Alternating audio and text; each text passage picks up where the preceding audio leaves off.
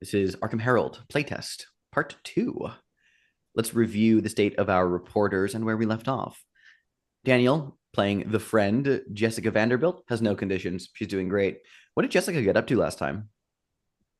Jessica started investigating the Gemini killer by going to one of the crime scenes and talking to the dean of admissions to see if it was related to a student or not. It was Right at not. Miskatonic, yeah. Yeah, it was not. Indeed. And we have B as the dreamer, Mary Jane Doe. You have the condition, the writings on the wall. What did you get up to? I got to see some really groovy graffiti because I was investigating the Gemini killer too, like we all are, but I was looking at where this particular person's body had been found. Found this kid doing graffiti, real spooky and weird, super normal stuff happening, though it's fine. Indeed. Wes as the collector, Alphonse Neagley. What about you? You have the two conditions. I'll put in a good word, the lawn chair guy, and marked by Roy Green. Yeah, went ahead and made a new friend after going to the bookstore to investigate a little bit more. Made a new friend, learned a little bit about action on the street, made a promise to get him a better location so he could make more money in return for just some information. And then broke into the bookstore. We learned a little bit more about the collection from Alphonse. And then we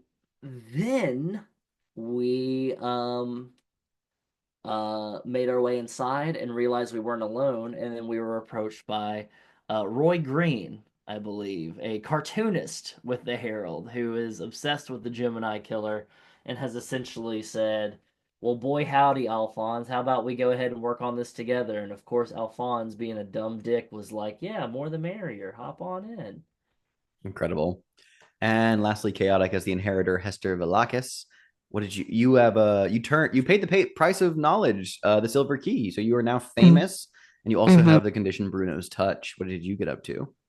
Uh, I went to a gay bar, and Bobby's West Arkham. Yeah. yeah, yeah, it was a hopping place, I would say. Uh, I decided to ingratiate myself to the locals. I.e., I started to make out with the sailor at the bar, so learned some things that way. Had to pay the price to avoid getting a phone call from a serial killer. So that's fine. That's We're right. fine We're here. fine here. That is Pretty correct. successful for Hester's first time going to a gay bar. Indeed, our currently active story is the Gemini, a serial killer who has written cryptic letters to the Herald Mhm. and is working towards something that we'll talk about that in a moment. We left off last time in the rot phase, connecting the connective tissue between the on the record phase and the off the record phase. And so let's finish addressing this because we don't have. Do we have any moves that resolve during the rot phase? I don't think so. I don't think anyone has a move for the rot phase. Okay. And in that case, the reporters now collectively decide if they will be exploring a scene from the city desk, uh, or if they will be having an action based off the record phase. Um, a normal off the record phase, much like a traditional CFB night phase, there will be our unseen equivalent there. You can each take some kind of limited action, though it'll be punchier and more dangerous. Scenes from the city desk are very similar to the new Hargrave House rules from the new edition of the Between.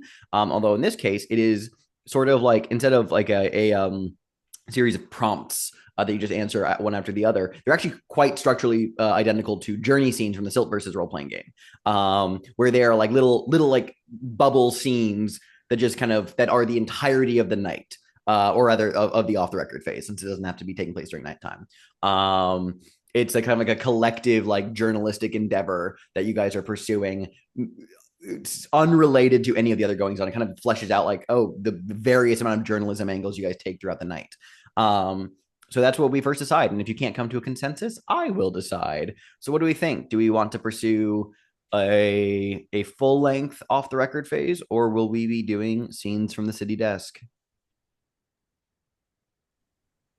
Say that yeah, let's go full length. Why don't we? Or Mhm. no, no. Well, Scenes from the city desk. It is a new fun mechanic.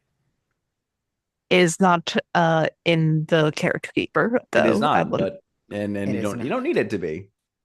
And we don't have enough clues to try to answer the question anyways. Well, you do have enough clues to answer at least 2 of the questions. You could reasonably answer any of the questions because you have 6 clues. But I mean, but Reasonably. if we at least in the current structure, you only will attempt to blow this thing wide open if you are doing a full length off the record phase.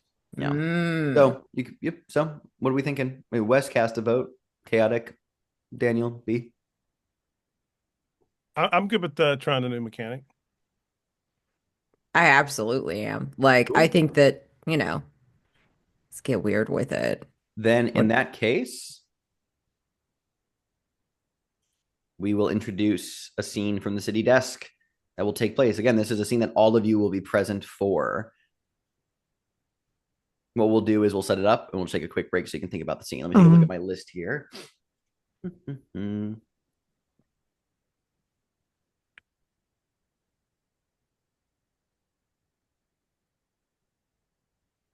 We'll do something basic tonight just because I think it'd be fun. Tonight's city desk scene, night fever. There is something going down. You can feel it. There is dancing out there. Maybe a story you can share. You just need to reveal it. The particular nightclub the reporters will find themselves at during the city desk scene is called Spinball's Discotheque. Chaotic. What signature decor helps this nightclub stand out amongst all the others?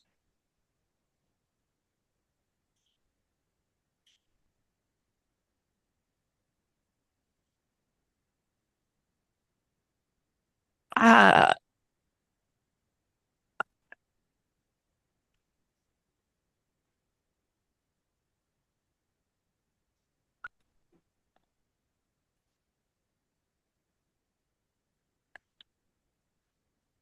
damn. I guess this sort of like the floor, like it God, they have carpeting and it's like it's atrocious to even call it carpeting because like instead of it being like the carpet fibers where it's like shag carpet or like very fine low ground weaved carpet fibers, it is actually like just made of like patchwork like quilts effectively. Whoever decided this was unhinged. Yeah. I love it. Let's see.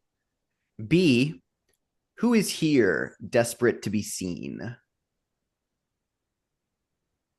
There is a new musician who really fancies himself like a follow-up to the Beatles and is just like he doesn't have a band yet, but he is desperate to be seen here. He is desperate to come off like somebody important, and it just reeks. Oh, Paul Simon. Yes, you see the vision. Yeah. Wes, who is here trying to go undetected? Cops. There are cops here that are trying to track down and see if there's any illicit drug trade that's happening in these queer spaces. And Daniel, what is happening here tonight that you convinced the other reporters merited the Herald's professional attention? It's a combo of nickel beer and then a drag show. Yeah, that requires the Herald's professional attention. I love it. So the way the city desk scenes work is quite literally it's almost identical to the journey scenes. You just get to have sort of just like a bubble role play scene here exploring this, and at the end of the scene, we trigger a special mechanic.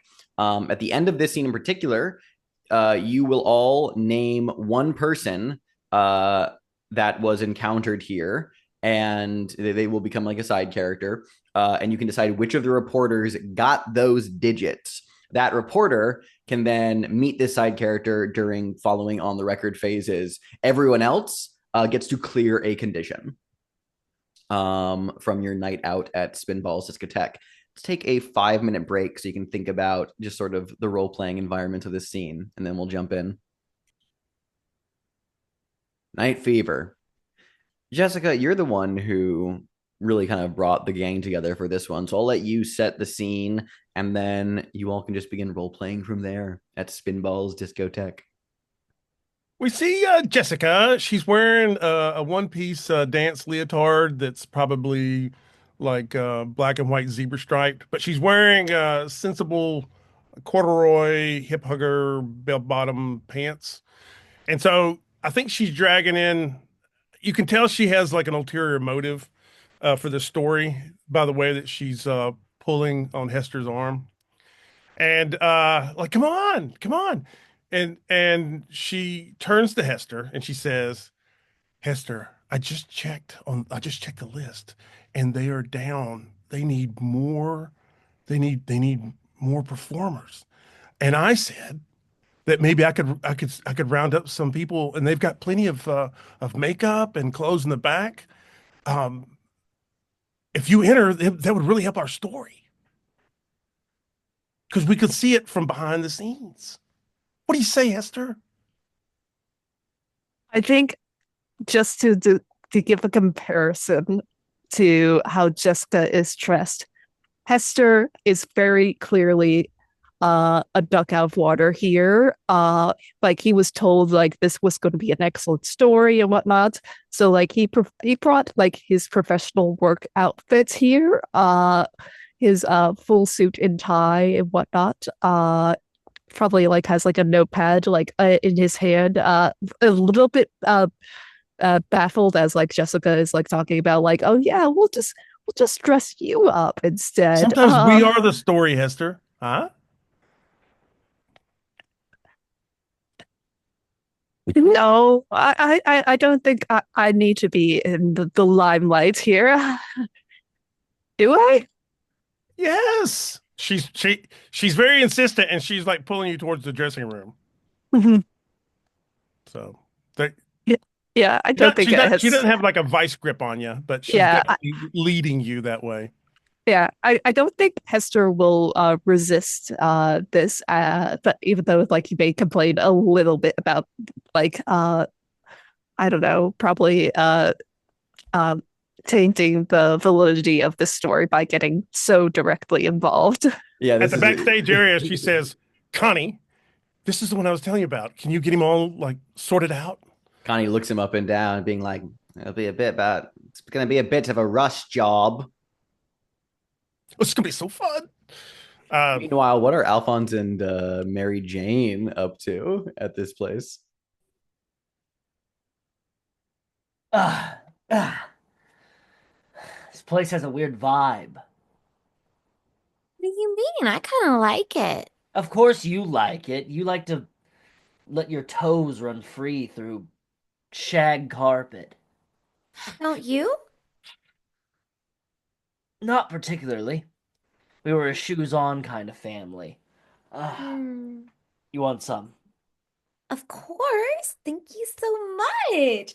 And she actually like gets up in your grill and like she does this. This is something you're very familiar with her doing, but she'll give people a kiss on the cheek, just like no warning. Just take it.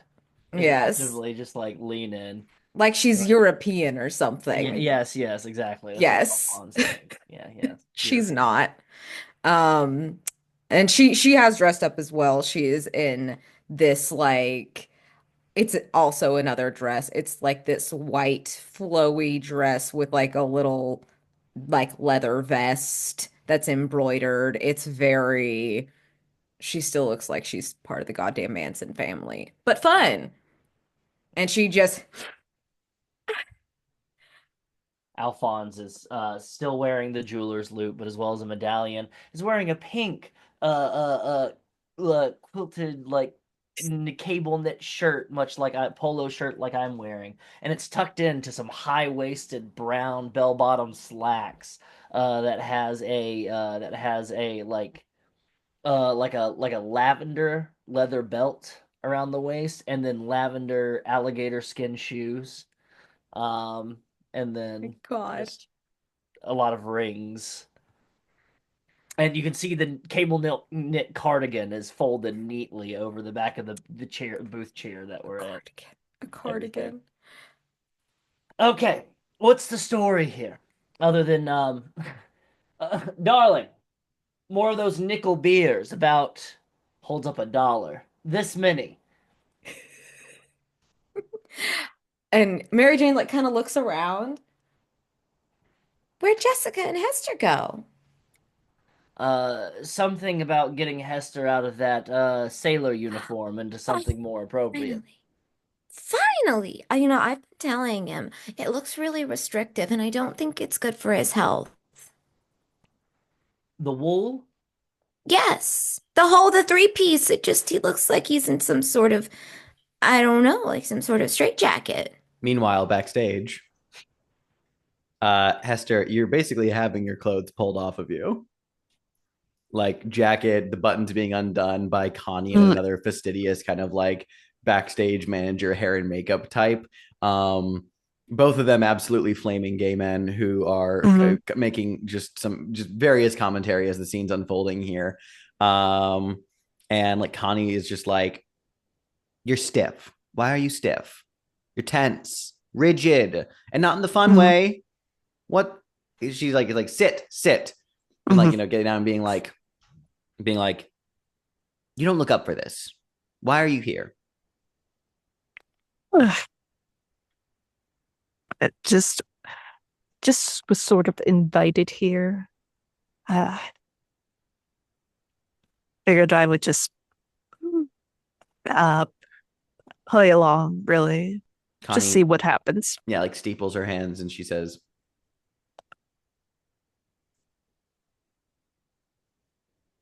we are down significantly. And frankly, Jessica can sweet talk her way into a number of places, but I won't lie to you because you seem like a good young man.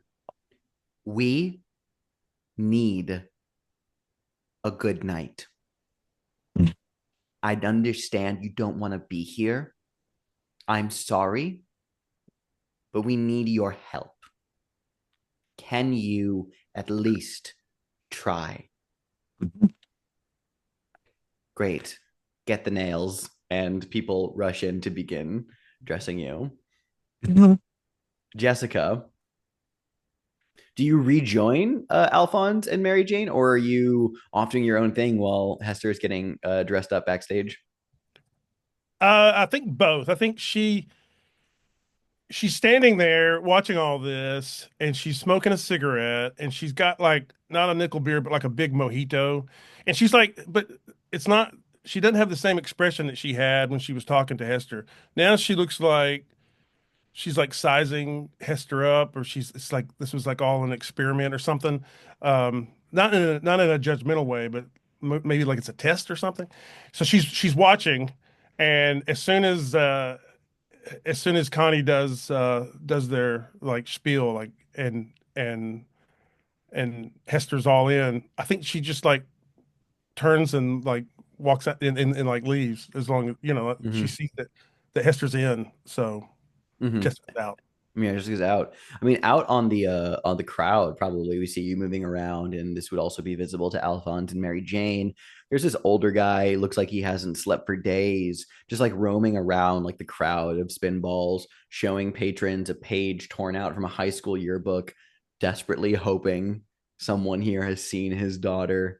Sort of a little background detail that's happening here at Spinballs. Whether you engage with that or not, frankly, is up to you. But eventually, the show must go on. Chaotic, would you care to tell us about Hester's appearance and what Hester might be doing? I think because I don't know too much about Centipede Strike and what is in on at this time. Whatever you want it to be. uh, I think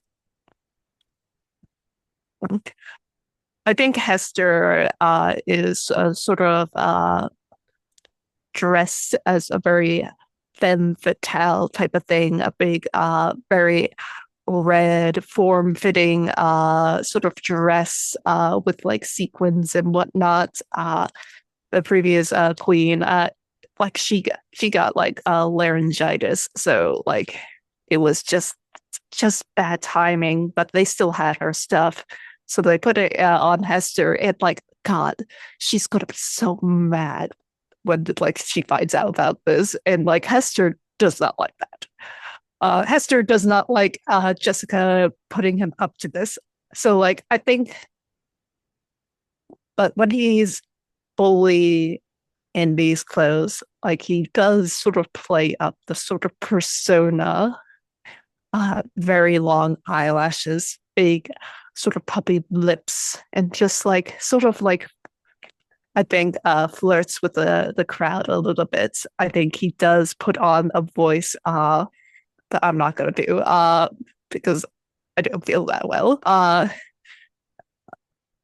But I think he does like flirt with various patrons and whatnot, sort of making his way through the crowd. I think telling jokes and whatnot.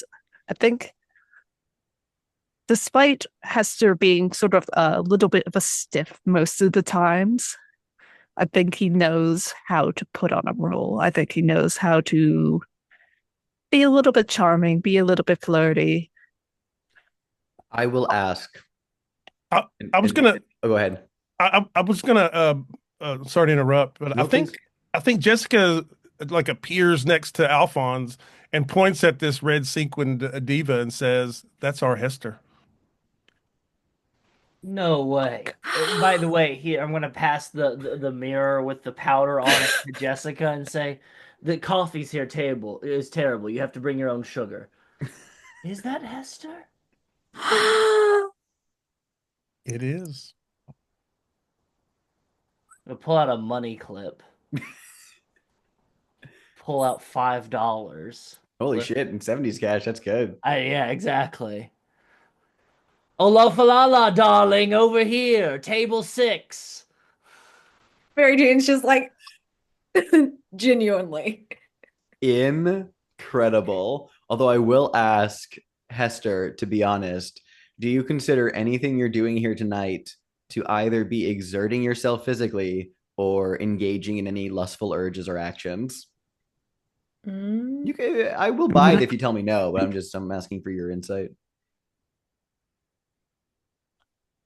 I think if it wasn't in front of my compatriots, I would have said yes. Okay, that makes complete sense. There's like a reservation there. No. Yeah, there's a bit of annoyance. I think Hester does go over to Alphonse and the cruise table, pretending I do not know them. Uh,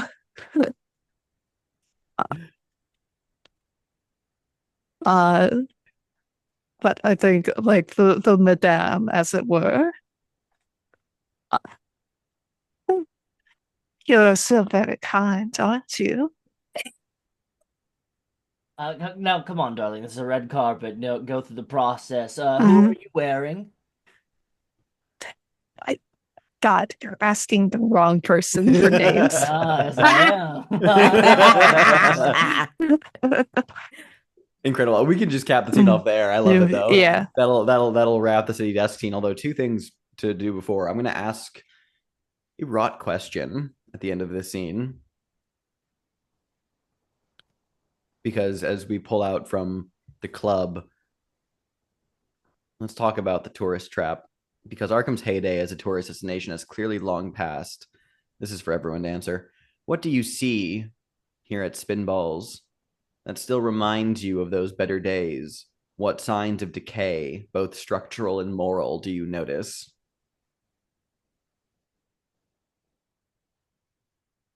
There's a section of the disco, like an alcove, and it used to have like airbrush t-shirts. and there's still maybe some that are hung up and nobody ever got it. It's past its time.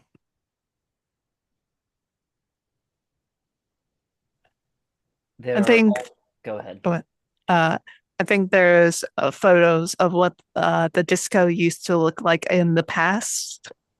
And I think in some of the pictures, you can tell that, well, the quilt floor wasn't always there.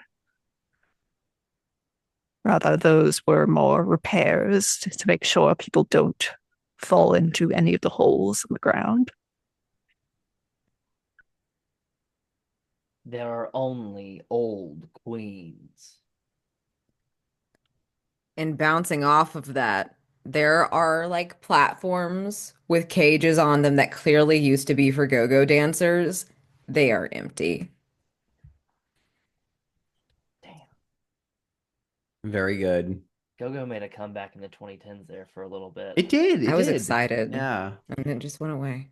Oh, went away again. All right. Collectively, name someone that was encountered here. It could be one of the pre-established characters we already spoke of, or it could be someone just new. You can feel free to invent a character from whole cloth and decide which of the reporters got those digits.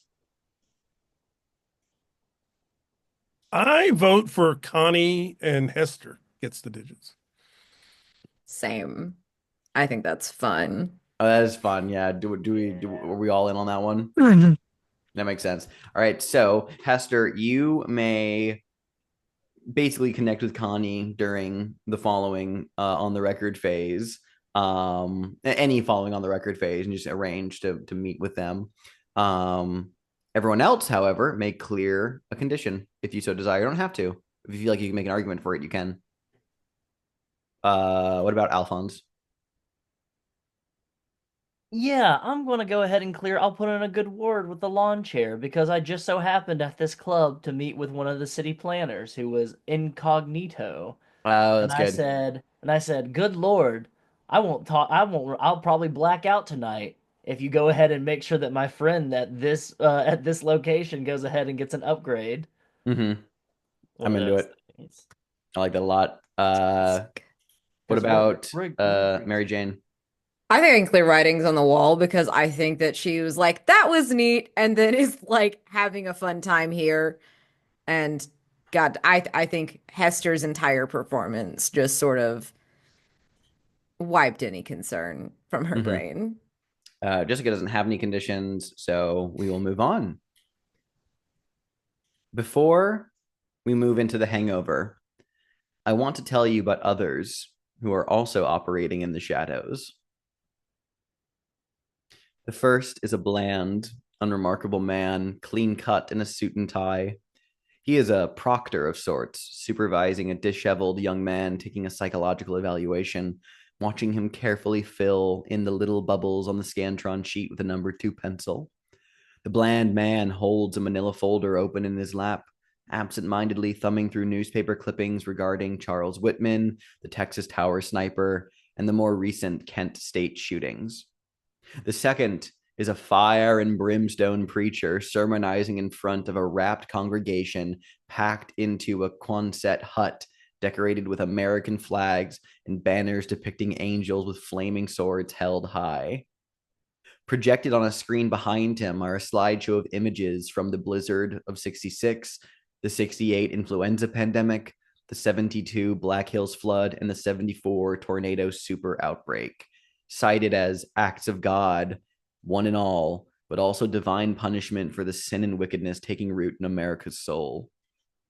Last but not least is a woman who looks like an amalgamation of multiple television sitcom mothers. A Stepford wife walked off the pages of Ira Levin's novel on stiletto heels. She serves plastic cups of juice to children in a sunken living room assembled before a veritable wall of Magnavox televisions stacked atop each other. Each is tuned to a different nightly news program, the volume turned all the way up, presenting a cacophony of sounds and images of the day to wide open eyes, ears, and minds, murder and mayhem in chromatone and Dolby quadraphonic stereo. The scene ends far away, fathoms below the Pacific Ocean, in fact, as something older than the earth begins to stir. The reporters don't know this yet, but this cult is plotting to awaken the great old one Cthulhu from its ageless slumber. But we do. As players, we have our own question to answer, the conspiracy question. What atrocity is the cult planning to commit? Complexity 8. The reporters will immediately confront the cult once we have successfully answered it. I will add that to our tab later. Let's move into the hangover. Let's answer hangover questions, everyone. We did not answer a question and we did not break the story. And because we were doing a city desk scene, we do not trigger the deja vu, which is the equivalent of an echo in the night. So we'll just refer to the last two prompts. Jessica, did you tell a salacious anecdote about you and one of your sources? I did not. Did you charm someone with your sparkling wit? I tried, yes. I would agree. You can mark one. Mary Jane, did you deliver a distracted poetic speech? I don't think so. I don't know. Would you Except qualify for- the graffiti scene? That's what I wasn't sure if that counted as a speech or a conversation. May not have been long enough for a speech. That's fair. Yeah, Did you go to extremes to establish something was real? I don't think you did. not tonight. Not tonight. Alphonse, did you make a choice that valued things over people?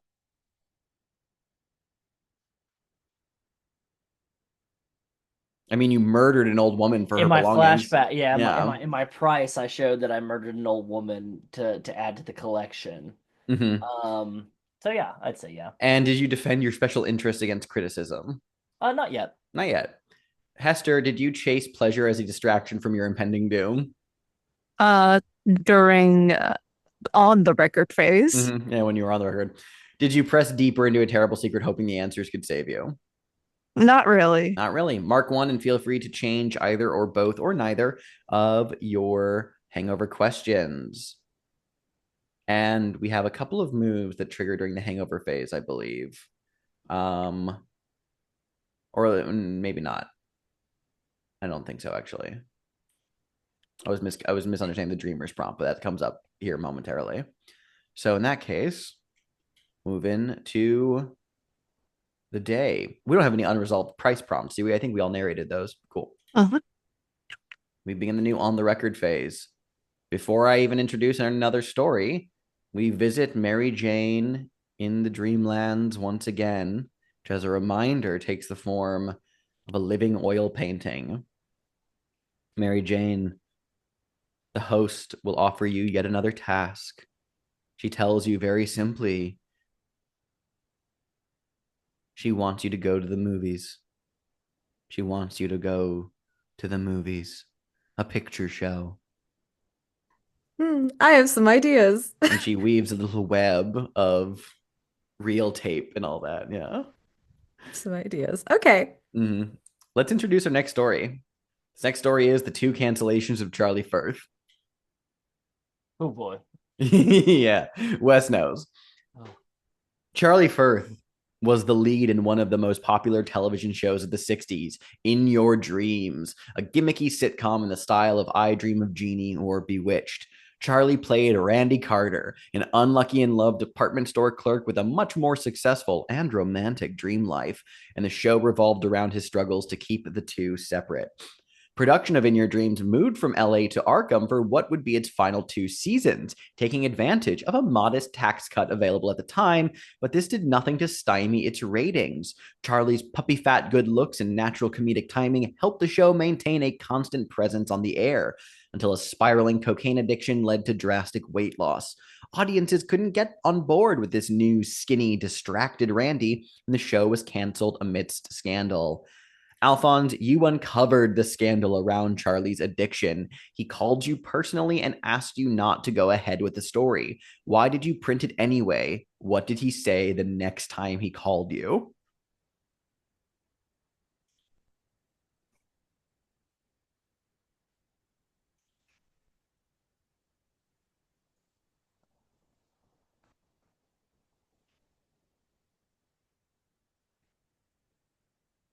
You're a selfish son of a bitch, Al. You've always been a selfish son of a bitch. and I make sure that I'm gonna put the last clump of dirt on that selfish son of a bitch coffin of yours. Incredible. And why did you print the story anyway? Because the studio called and said that Charlie was needed a bump to his career, and there were some prints that were miraculously recovered from a fire in the studio that they could offer me for a gift for helping them out. I love it. After the cancellation, Charlie found it hard to get work and largely disappeared from public life until 2 days ago, when an anonymous package was delivered to the Herald containing a can of Super 8 film. The footage featured homemade porn starring Charlie and an ever changing array of women, all of whom appear to have been filmed without their knowledge. It would be a middling hit piece at best, but page 4 had room for abasement, so it got approved. The copy was ready for filing when the editor's phone rang to deliver the latest twist in the plot. Charlie Firth was found early this morning, face down in the cramped attic apartment he was renting at 2691 Parsonage Street. The back of his head caved in. He was surrounded by hundreds of cans of Super 8 film. Question for everyone: why can't you shake the feeling that Charlie's murder might have had more behind it than revenge? The murder weapon was like a war club from Central America, maybe like Aztec or Mayan. It belongs in a museum, not in a crime scene.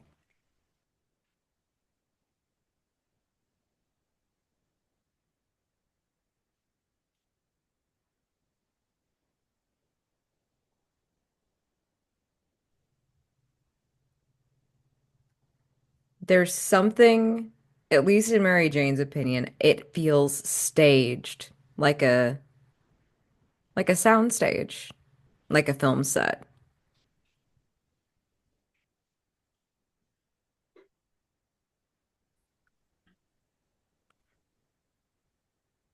A lot of the story can be found in the details, and if you look close enough, you can see that there's a note that was like on the photo that was like laid just like randomly, and you kind of have to angle it just thusly to read it.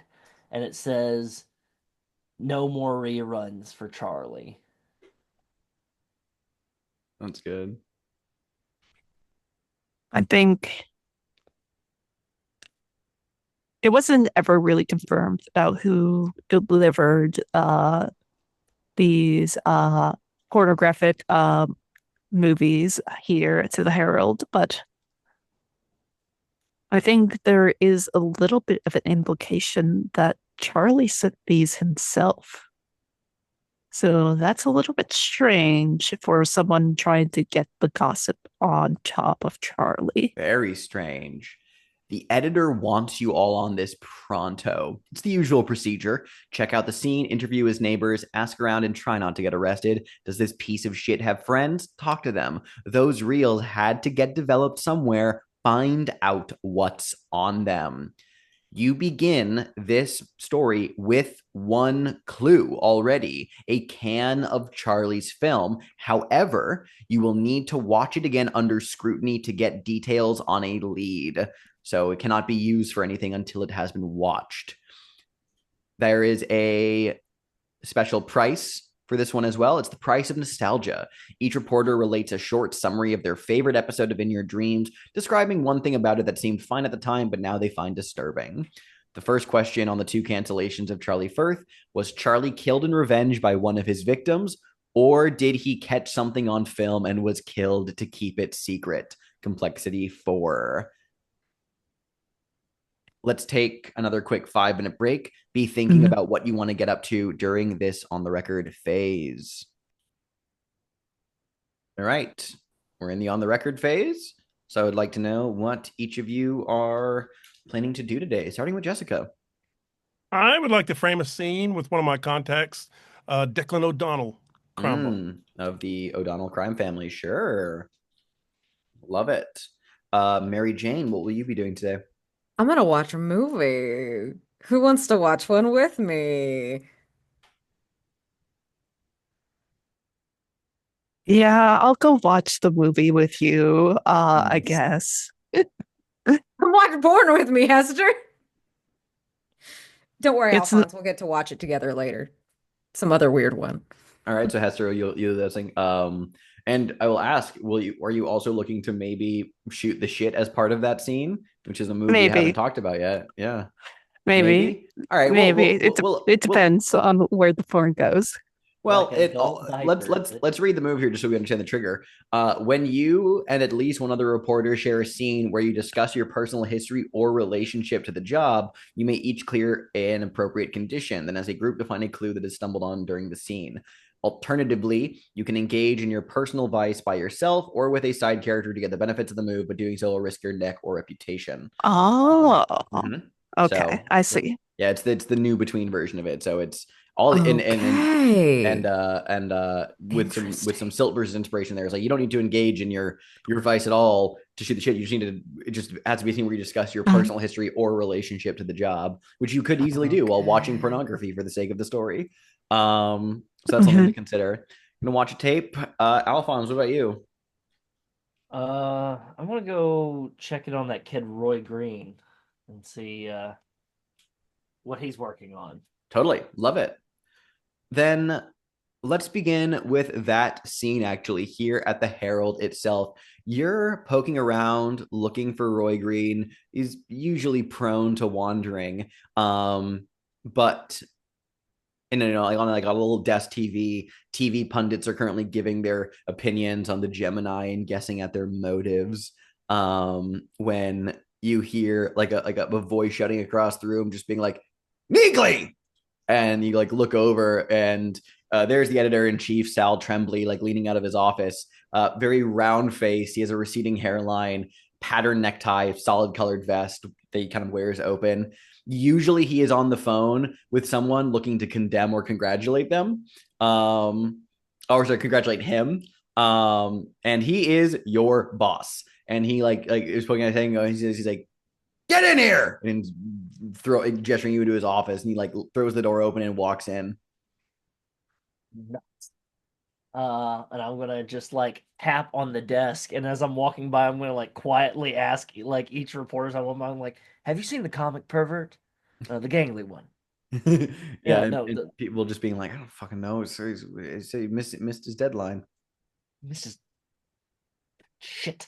And I'm gonna go ahead and just yeah, adjust my hair and just climb on in to the just clamber on in into the office. And just immediately sit down in the chair opposite his desk. Yeah, he is he when you get in there, he's actually like on the phone again. Like he put it on hold just to yell at you, and then so he's like speaking on the phone, leaning in his chair, like, Senator, I appreciate your concern, I do, but you see, my concern is getting the truth to the people of Arkham and burying you in enough cheap paper and ink that'll stay in your hands for longer than you've stayed in the reputation of your office.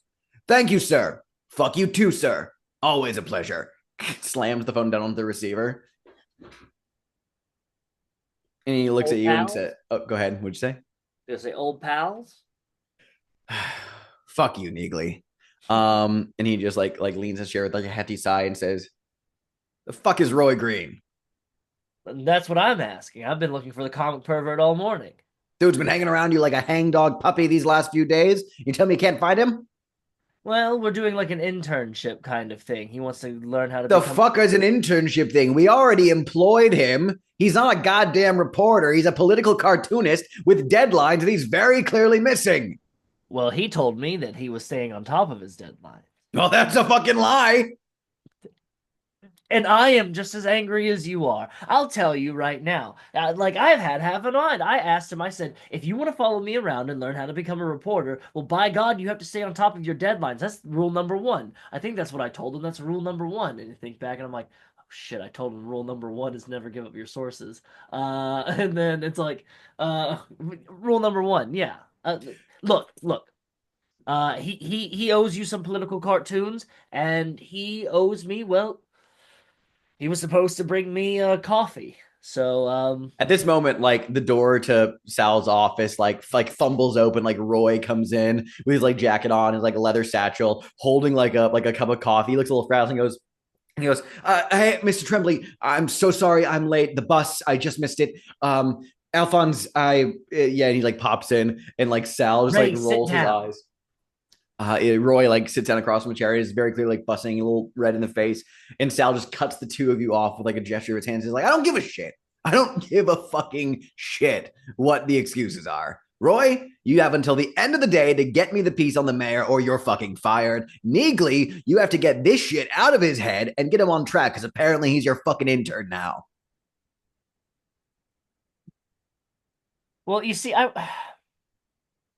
well, if he has things that he needs to do, well, then clearly he You needs see to that? He cuts you off and like points at the wall where there's a framed like award for the Herald like integrity of journalism like that. He's got like a few of those. You know when the last time we got one of those was like 19 Vietnam. 66. Damn. Yeah, damn. I don't tolerate. Well, frankly, I tolerate a lot, Neegly. You and everyone else in this office, we all got our eccentricities. We're all a little odd. It's how we get through the fucking times as they stand. But there is a threshold of bullshit I'm willing to tolerate. And you are striving so close to the edge. There was a time where my bullshit was quite useful to the Arkham Herald, I'll have you know. Respectfully, of course. You know what shit's good for, Niggly? Fertilizer, manure, making something out of shit. You know what you can also do with shit? You can step in it and tread it all over the goddamn carpet. I'm going to give you two guesses as to which one you've been doing the past few months. Get your shit together, Neegly. Like palms the desk. Get out of my office. Yes, sir. Ray. It's Roy. Whatever. Kind of like follow me. And you two step out of the office. We'll come back to this. And someone posted in the chat, get me some pictures of Spider-Man. Spider-Man. 100%. Yeah. Oh my God. That just threw me off. I love that. Thank you, B.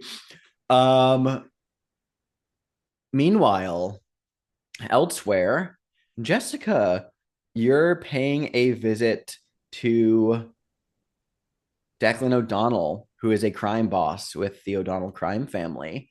This is utilizing your crooked beat, which Yeah, and I think this is like towards the end of the visit because we see mm-hmm. in the scene we can tell that it's in a penthouse because of the balcony, Mm-hmm. and we can see Arkham spread out, before us. There's only two people in this room.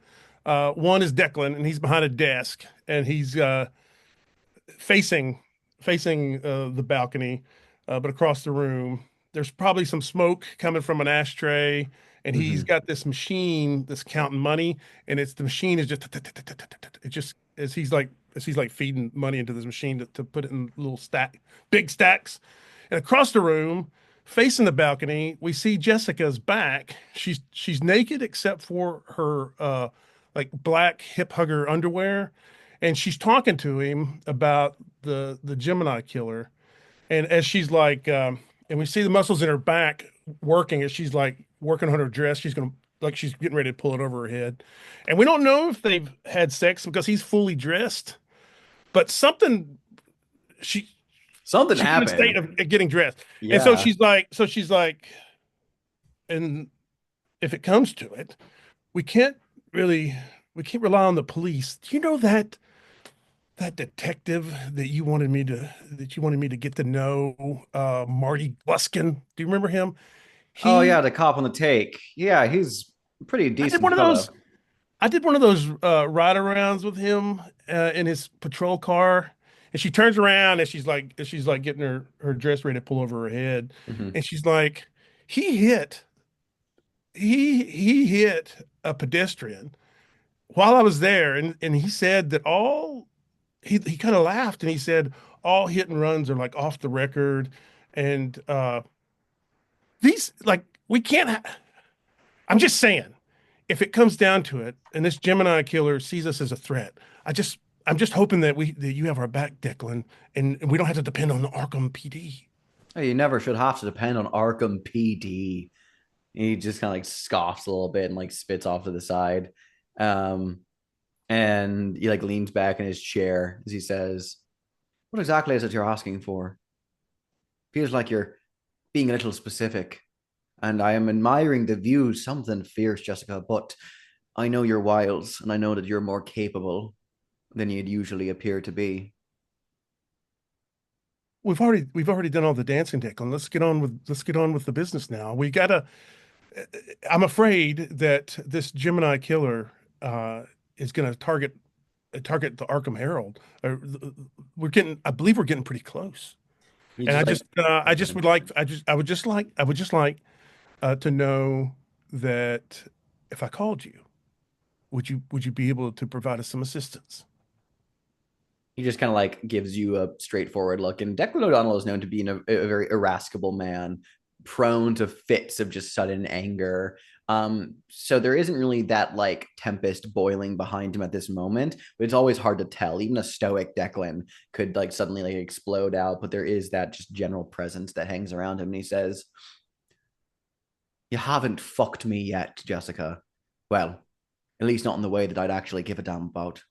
Well, I'm just saying, um, if you were to help us, this would really do your public relations some good. That's all I'm Is saying. that Now right? she's fully dressed and she's like lighting a cigarette or something. And what sort of help are you getting at? You could use mine. What, do you want me to give you protection? You want me to find something, an angle, word on the street? No, No, what do you want then? just casual violence when needed. You're a fucked up bitch, Jessica Vanderbilt. Well, I wouldn't put it like that. You're the nastiest cunt I've ever fucked, and that's what I like about you. That's just dirty talk. She kisses him on the forehead and like turns and like exits the penthouse.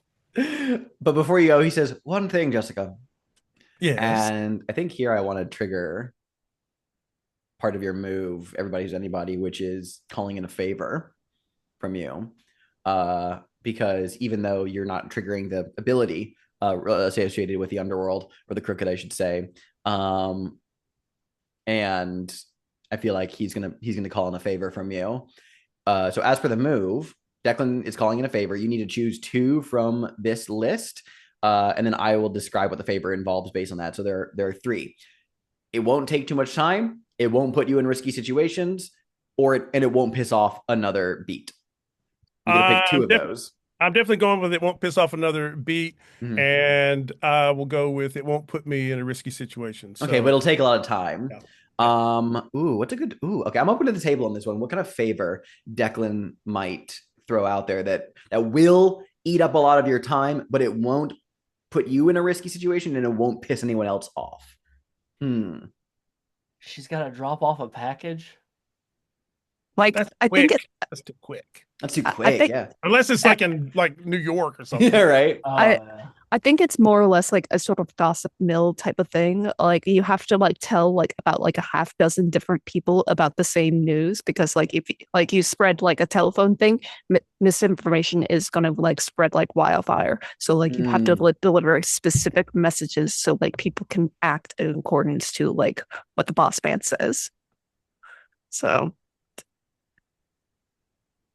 it's just inconvenient rather than upsetting people. I'm not sure if we're there yet. I think because just I'm trying. I like where your head's at with this one though. I think I want to say that what Declan's favor is that he wants you to ensure that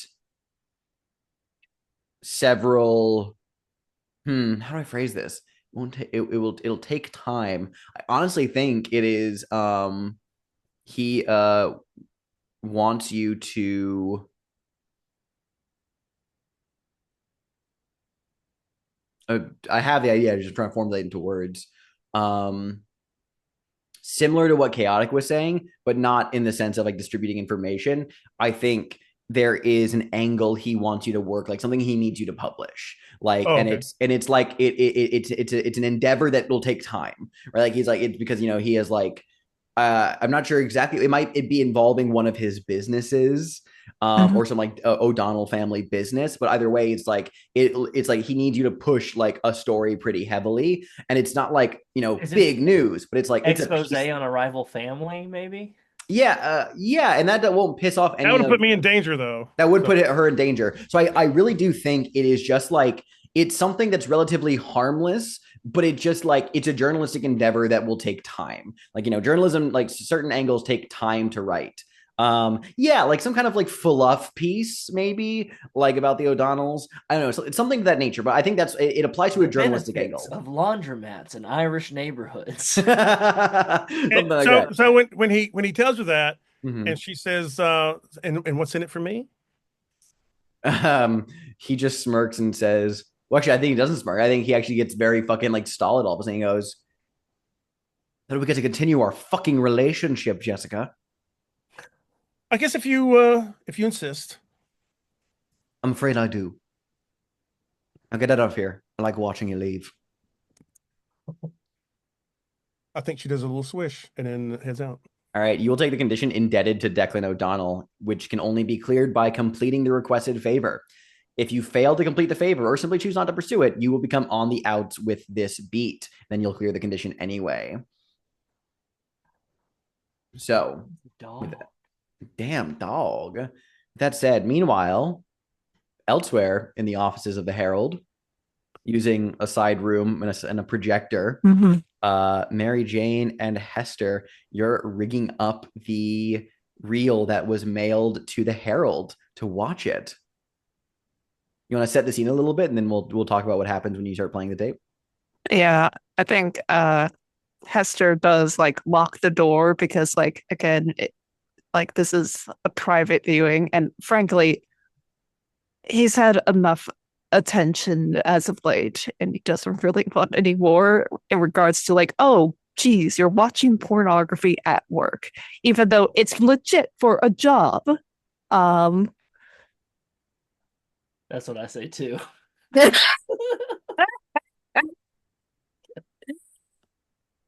dirty, dirty guy.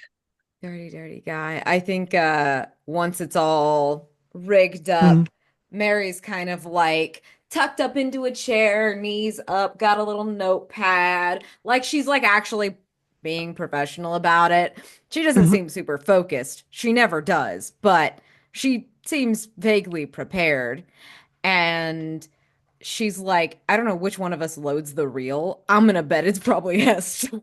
Yeah, probably because like I think Hester probably has some sort of familiarity with it.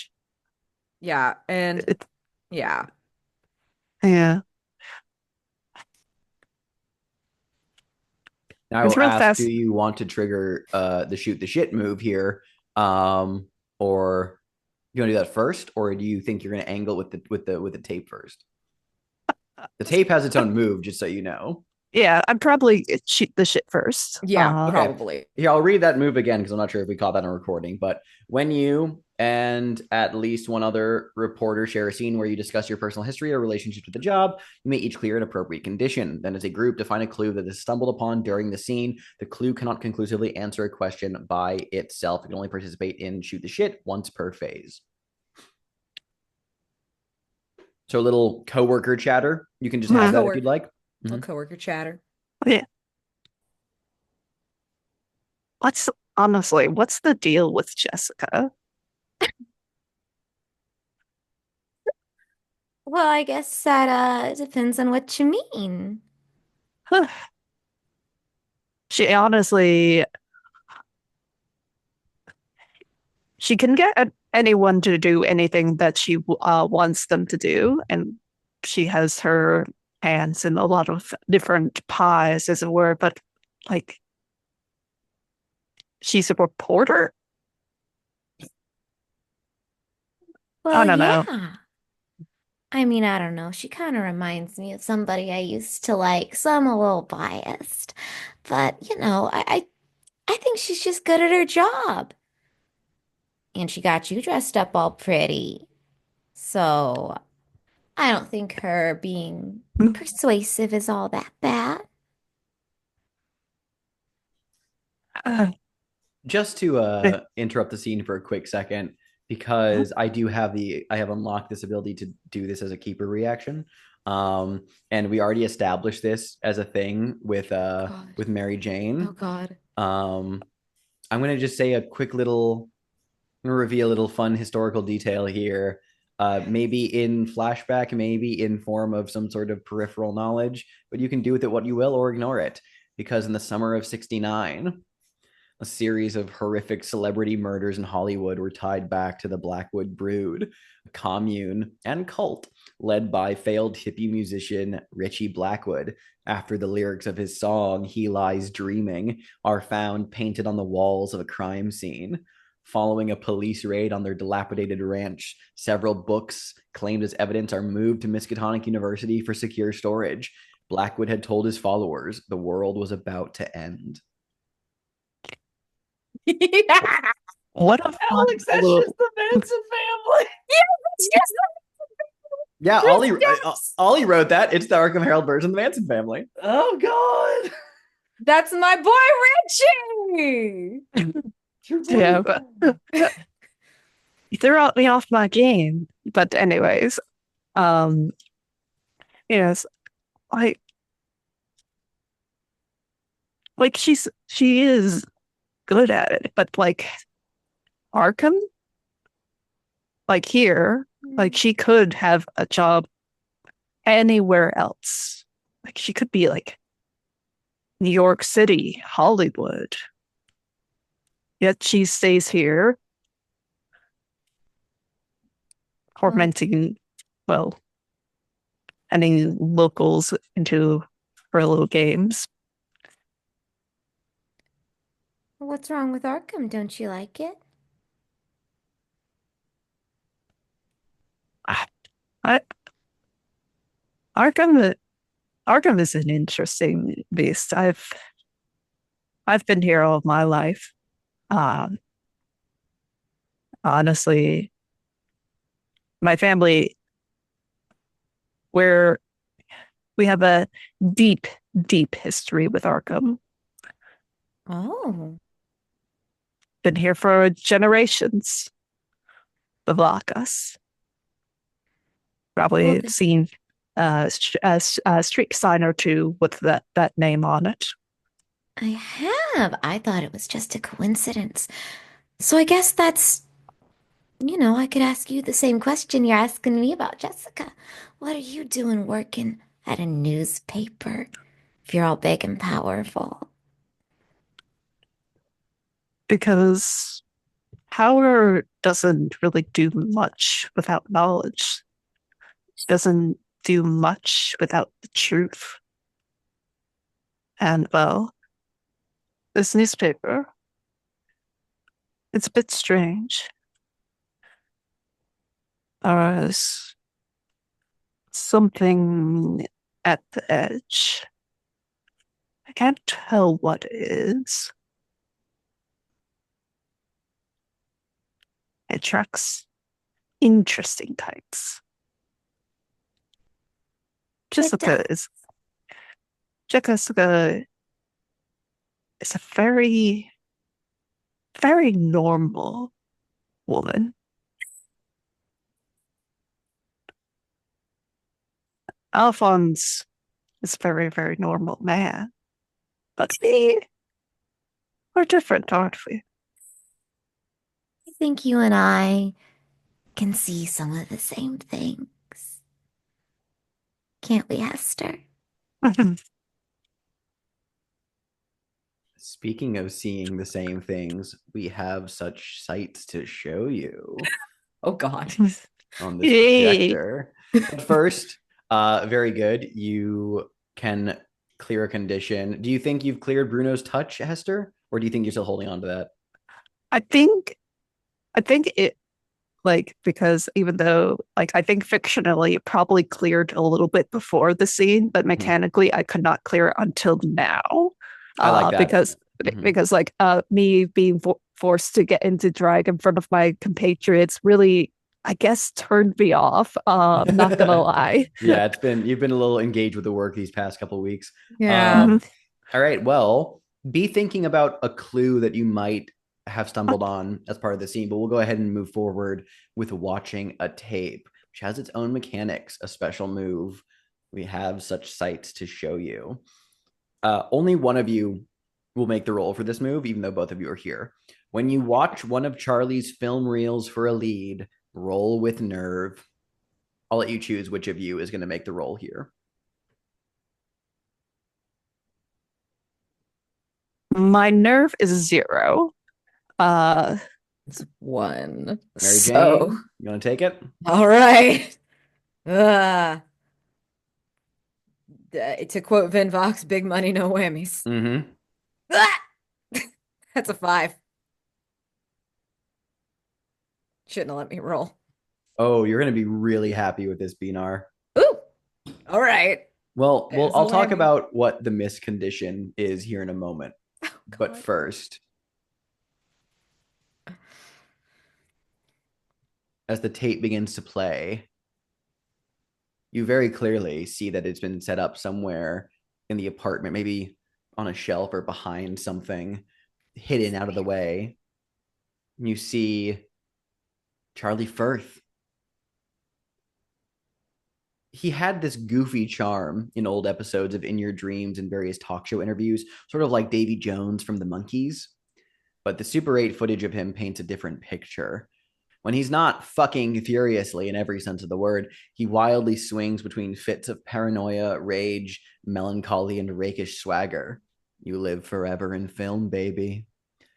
And in this tape, we see like little bits of it on screen, and just you two, like the light of the projector illuminating off your faces, and we just hear Charlie's voice coming out over the thing, just being like, "Hey, baby, you just sit your pretty ass down there on the bed. Can I get you something? Got Coke. I got a little speed. Hey, don't fucking look in that drawer. Did I say you could look in there? That is my private property. Fuck, man." Okay, take off your shirt. And here's your miss result. You still receive a clue from watching the film reel, but you will take the mythos condition, shadowed. You will be stalked by the shadow man from now on.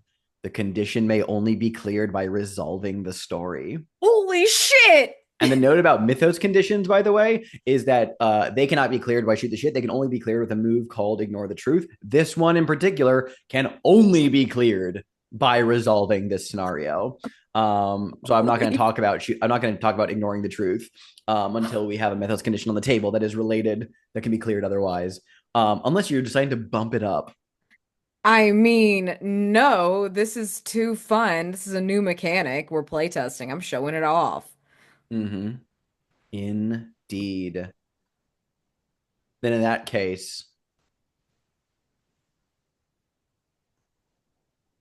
watching the footage, you'll find a clue. I'm going to take a look at my list of clues here.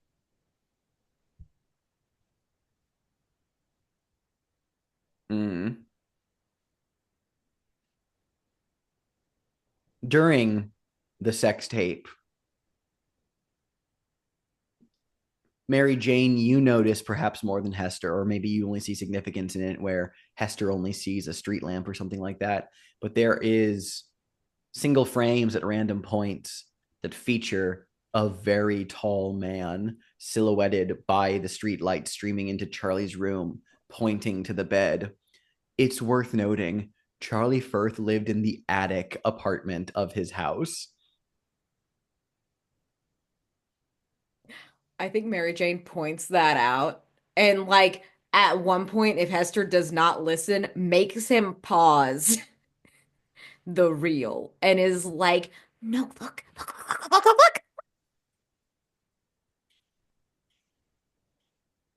That is a shadow of some sort. Somebody.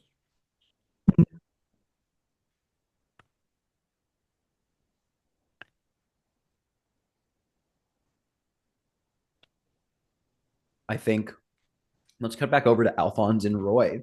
Um, Alphonse, you are at your desk. Roy seated kind of like next to the desk on a chair he dragged over, and he is just like already talking a mile a minute here. He just seeing like, see, the Gemini couldn't be responsible for the taxi driver slaying because there was another sighting across town like 10 minutes before, unless there's two of them. Do you think there could be two? I should be writing this down. You got a pen? Ray, Uh, do you Roy. have your do you have your sketch done yet?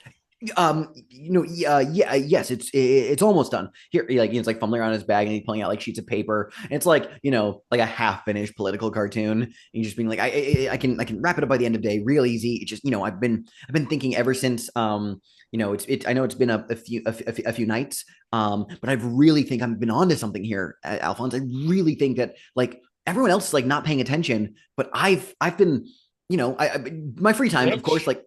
I think you're on to something, but I think you don't realize that you're about to lose your goddamn job if you don't finish the goddamn cartoon. That's a ridiculous sentence for a grown man to have to say to another grown man, don't you think so? Um, no, no, no. Yeah, you're right. You're right, Alphonse. I'm sorry. I've been like, like leans in, like lowers his voice. I just, this is, there's something about it. Like you can't deny this story. It's these killings. I can't stop. I go to sleep thinking about the cipher. I think about the killings. Do you know what that's like?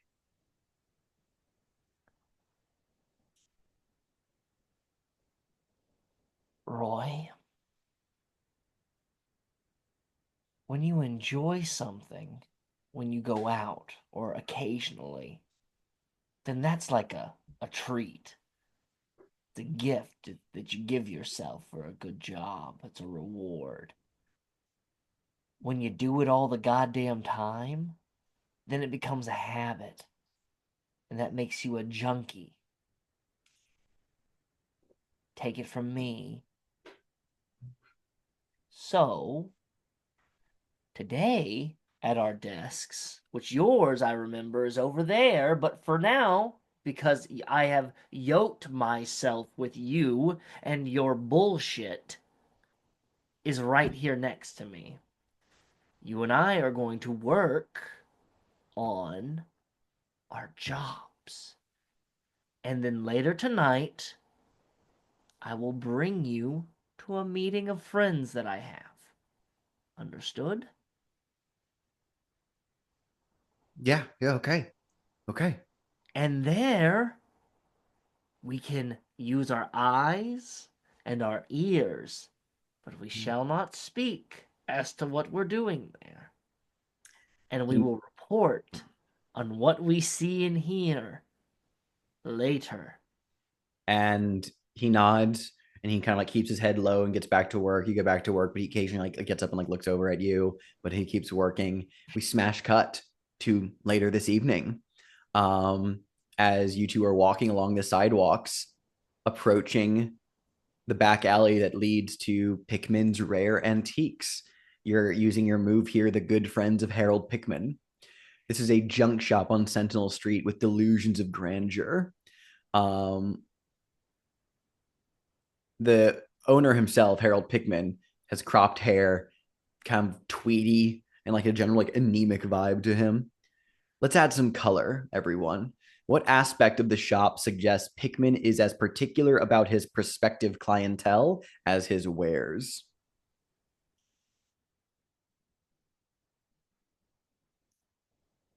There's a guest book that you have to sign.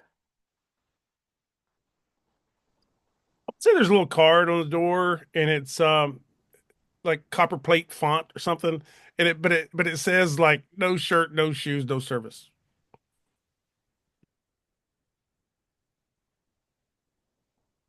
I think adding just a little bit more to that plate, it also says no gossips. I think that at Pigman's desk, there is a list of people, maybe even with Polaroid photos of a do not serve list. I like that. You belong to a private club of fellow enthusiasts who meet in the back of the shop. Once per story, you may call an emergency club meeting. When you attend, roll with audacity. And I'm going to give you disadvantage because you're marked by Roy Green. Roy Green is not a fellow collector enthusiast, and also he might make you look uncool. So with audacity, which is +1, Well, you have a morgue file you're using here, or sorry, yeah, collection item. well, I am not only a member, and I understand that when you come asking the good friends of Harold Pickman something, you Mm-hmm. must also give something. Uh, so in the spirit of our new mystery, our new story that we have unlocked, I have brought a projector and a film reel that just has Marilyn written in red letters on the case. You're utilizing your snuff film as like Yep, a show and tell thing tonight. I love it. Thematically, exactly. very fucking cool. Yeah, Go ahead and mark that. Okay, you can roll flat +1. excellent. Friends of our esteemed host, Mr. Pickman, I provide to you for your showing and viewing pleasure. We shall turn down the lights so that no one shall know what goes on within the between of the start and stop of this film. The death of Hollywood before your very eyes. Not with a flash or a bang, but a slow, gasping whimper. 11. 11. Pick two from the list attached to the move. There are some options here. I'll read these out loud just for the sake of the listeners and everyone else. You can learn the location of a clue. The keeper will tell you where it can be found, and if you go there to retrieve it, you will not be required to investigate. You can borrow an item from a fellow club member's collection, tell the keeper what it is, and add it to your morgue files. The next time you call an emergency meeting, return the borrowed item and erase it from your morgue files. If you are unable to do so for any reason, treat the result as a miss. You can use the shop to stash someone or something. It is safe from keeper reactions until the next hangover phase, or you won't reveal any leads or information that will come back to haunt you later. So,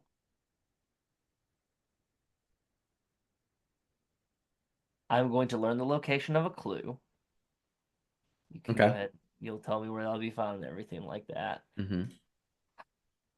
Um, I don't and want this, to tempt fate, yeah. but it's too early just yet. So I will also mark you won't reveal any leads or information that will come back to haunt me later. So I'm gonna play it safe for now. Play it safe for now. I love it. I will give you the choice. Are you angling more for a clue from the Gemini or the two cancellations? Because no, you Uh, both kind of were set up here, like thematically two cancellations, but Roy yeah, Green's also here. So it's like, and I know that you kind of brought Roy Green with the idea of like the Gemini yeah. case, but I'll give you the choice here. Yeah, the big thing that the editor told me was that there's two things that I had to do. As I had to make sure that Roy got his fucking work done by the end of the day, and I also had to get this shit out of his head. And Mm-hmm. so the quickest way to get this shit out of his head is for us to solve this shit. And so I'm going to Mm. go ahead and leverage more towards the Gemini. And Okay. so that's kind of like at this meeting, I'm kind of going to be leveraging the conversation and being like serial killers. In contrast to what I'm viewing tonight, which was like a slow death. I'm looking for more items or information on hot flashes of passion.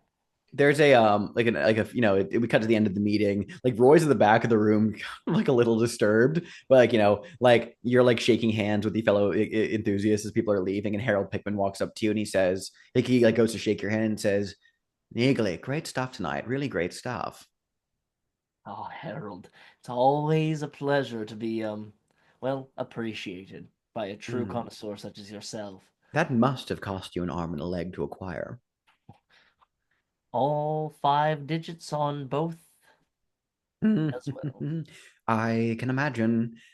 Have you been to the Secret Sisters lately? Are you familiar?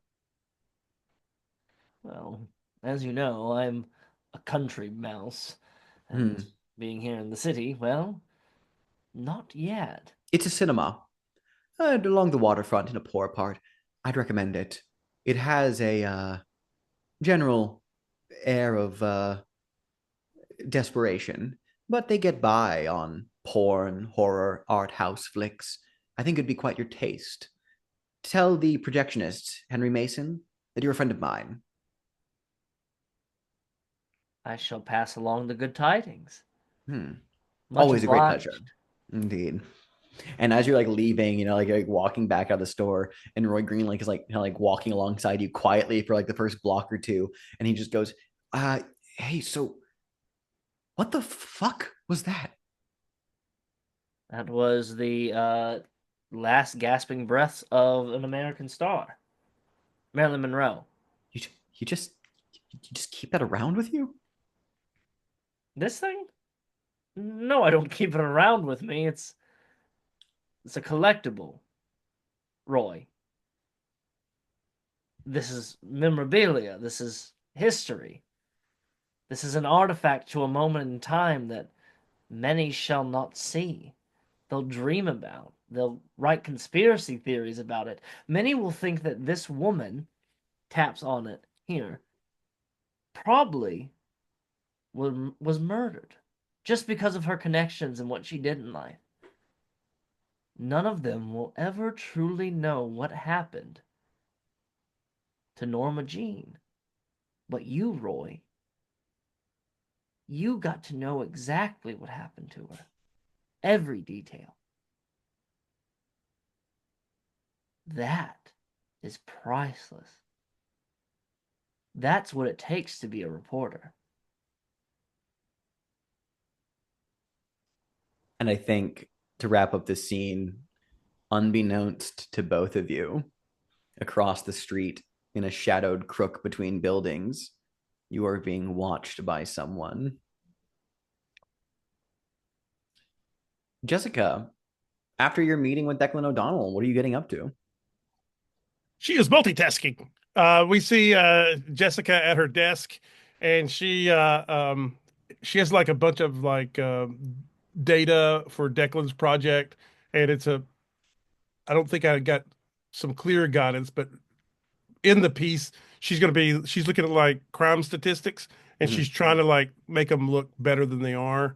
So she's like, well, if I leave out like burglary, that that raises the numbers. And so she's doing that, but while she's doing that, she has a picture of the three victims of the Gemini killer, and she's like an old man bookstore dealer, an old man librarian, and an artist, that a bohemian artist. That doesn't make any sense. And so she's looking at the pictures while she's like going through these crime stats for Declan, and she's trying to like see like how are they. There's no, I mean, I get the first two, and I think she might pull somebody over and ask him the age. How old was the artist that is this a current picture of the artist that was killed? I think so. She was the last one, I think. She was like, mid 20s, I think. Maybe she was like 26. Forgot how old her girlfriend was. I think she was 30. I wish we could throw that one away, and then we at least have these these old bookmen. So I think she's trying to like use what's the stat for reason in this? That would be insight.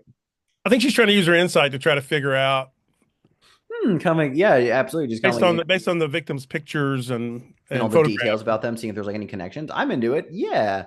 I will say that you can roll in to investigate with insight. I'm going to give you a disadvantage from being indebted to Declan just to represent the fact that you've been putting in a Yeah. lot of time working on like Declan stuff, and it's kind of like I think like a couple days pass and you've just been like working on this, and it's sort of standing in the way. It's a good thing that I did a lot of story. I was working on a story about high society embezzling money from charity galas because that's going to help me. Mm-hmm. I've already got that, so I can take that data and put it with this data to help with Declan's story. And so I'm going to mark that to give me a flat roll. I love that. It's really great. Plus one. Let's see. 9, 10. Oh my God. So you just get a clue. Clue for the Gemini. take a look at what we already found so far. They're all Asian American, I see now in this photo. Now that I have the photos. Yeah, they're definitely not. There's Amelia Rodriguez, Charlie McCarthy. Like, They're all left-handed, I can tell. let's take a Rodriguez look can be a here. Filipino or Filipina name. So They all have Pinoy name. they all have horn-rimmed glasses. Why didn't I see it before? They part their hair from the right to the left. Hmm.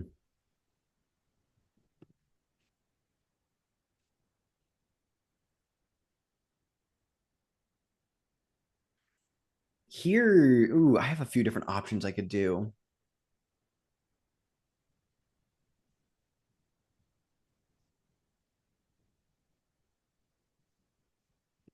I'll keep it pretty simple.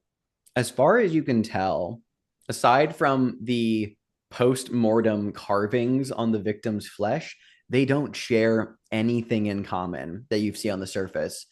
But in digging around, you do find out something a little bit more about Dr. Conan Hall from Miskatonic.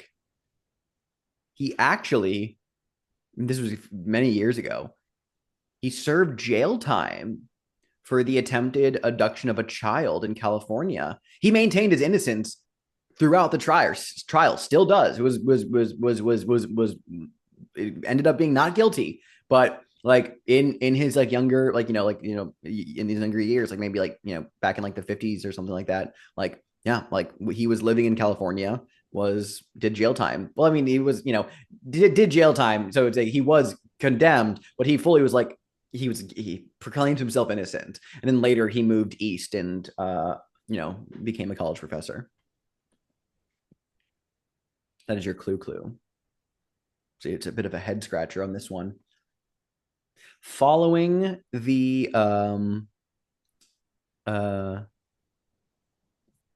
tape, Hester and Mary Jane, what are the two of you planning to do?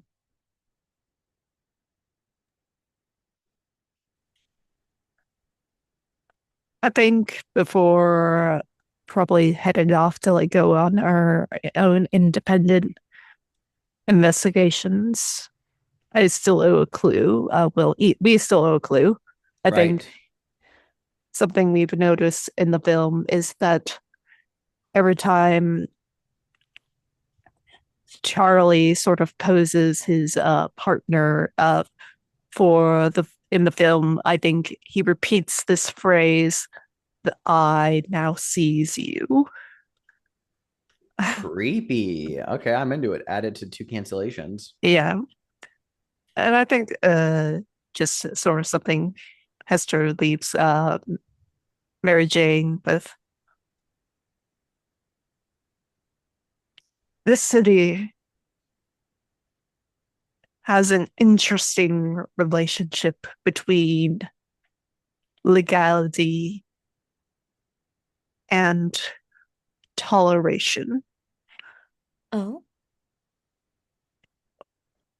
There is a definite mafia presence in the city.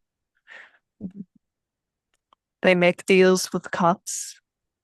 So anything that you would get arrested elsewhere, well, it might be just a blind eye turned away. It makes it very easy to prey upon vulnerable people here. So any sort of chicanery, you need to make good, weighted decisions about that. Mister. You can prey on anybody, anywhere if you know the right words to say. Bye now. Mm. Dear, so scary. I think I want to cut to a scene later for Hester. just like while you're on your own, just because I had this scene in mind, and also because of a thing that you've triggered incidentally, because you're famous now. Tell us about Hester's like home, where he lives when he goes at the end of the day.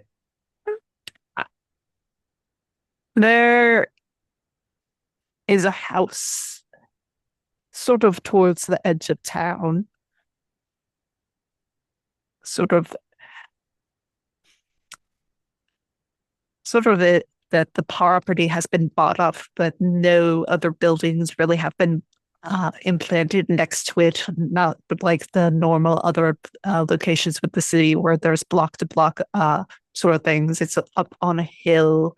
The house itself is a little bit, looks derelict, looks like probably in the next few years we gotta like get in there with the city council and like see about it like being donated to the museum, but the Locus will not let that happen because, well, even though it looks run down on the inside, and Hester himself, we see like him having this big silver key to it, unlocking the door.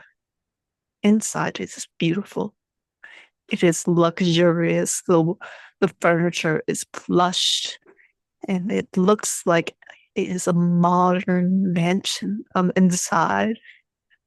Sort of an antithesis to what is nicknamed the Shunned House. Yes, this is your move, and we're not exploring the mechanics of this necessarily at the moment, but the scene is great. I think just actually, I'm curious, what sort of like activities does Hester get up to in the privacy of his home, like after a day of work, like getting back? And I imagine it's like late. So what do you do? I think Hester sort of hangs up his keys and whatnot by like the main door, and I think like he takes off his shoes and whatnot. The house creaks and groans as though there is a sort of presence to it, and I think Hester just talks to it. Now, dear, there's nothing to be worried about. Eventually, I will bring more life here. It is quiet, but too quiet. I wonder where everyone else has gone. But he still provides. You're still here, but even though I cannot see you. Ring. Yep. Ring. The phone is ringing. Yeah, Hester answers it. Glaucus.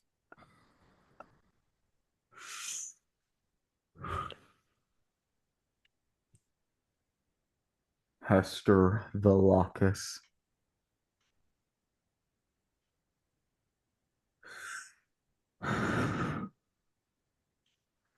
This is the Gemini speaking.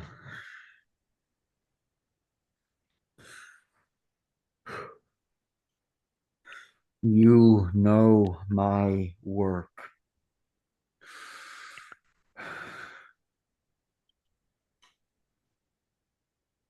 I do. And I am a fan of your work, Hester Valakis. Are you now? You are the only one who can tell my story, Hester Valakis.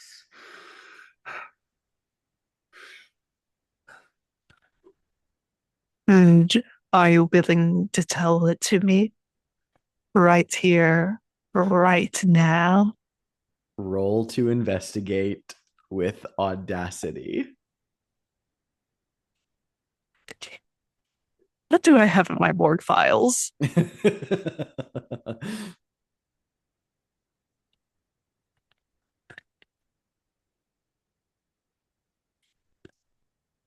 Okay. I think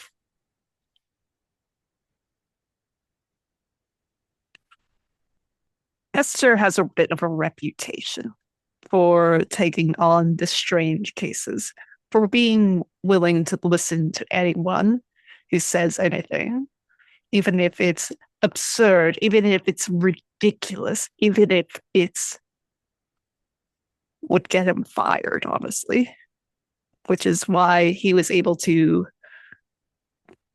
make a little bit of an article about the hermit living inside the Herald.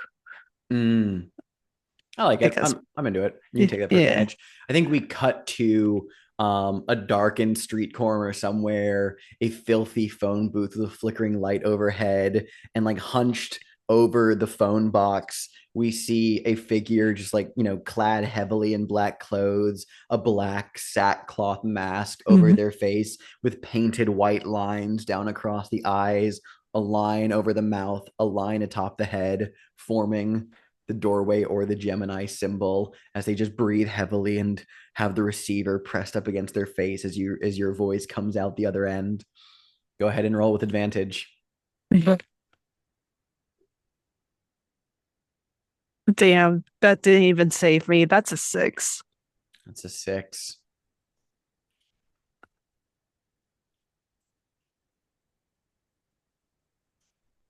He says, or the voice says, "You will see." Click. And you will take the condition stalked by the Gemini. Okie dokie.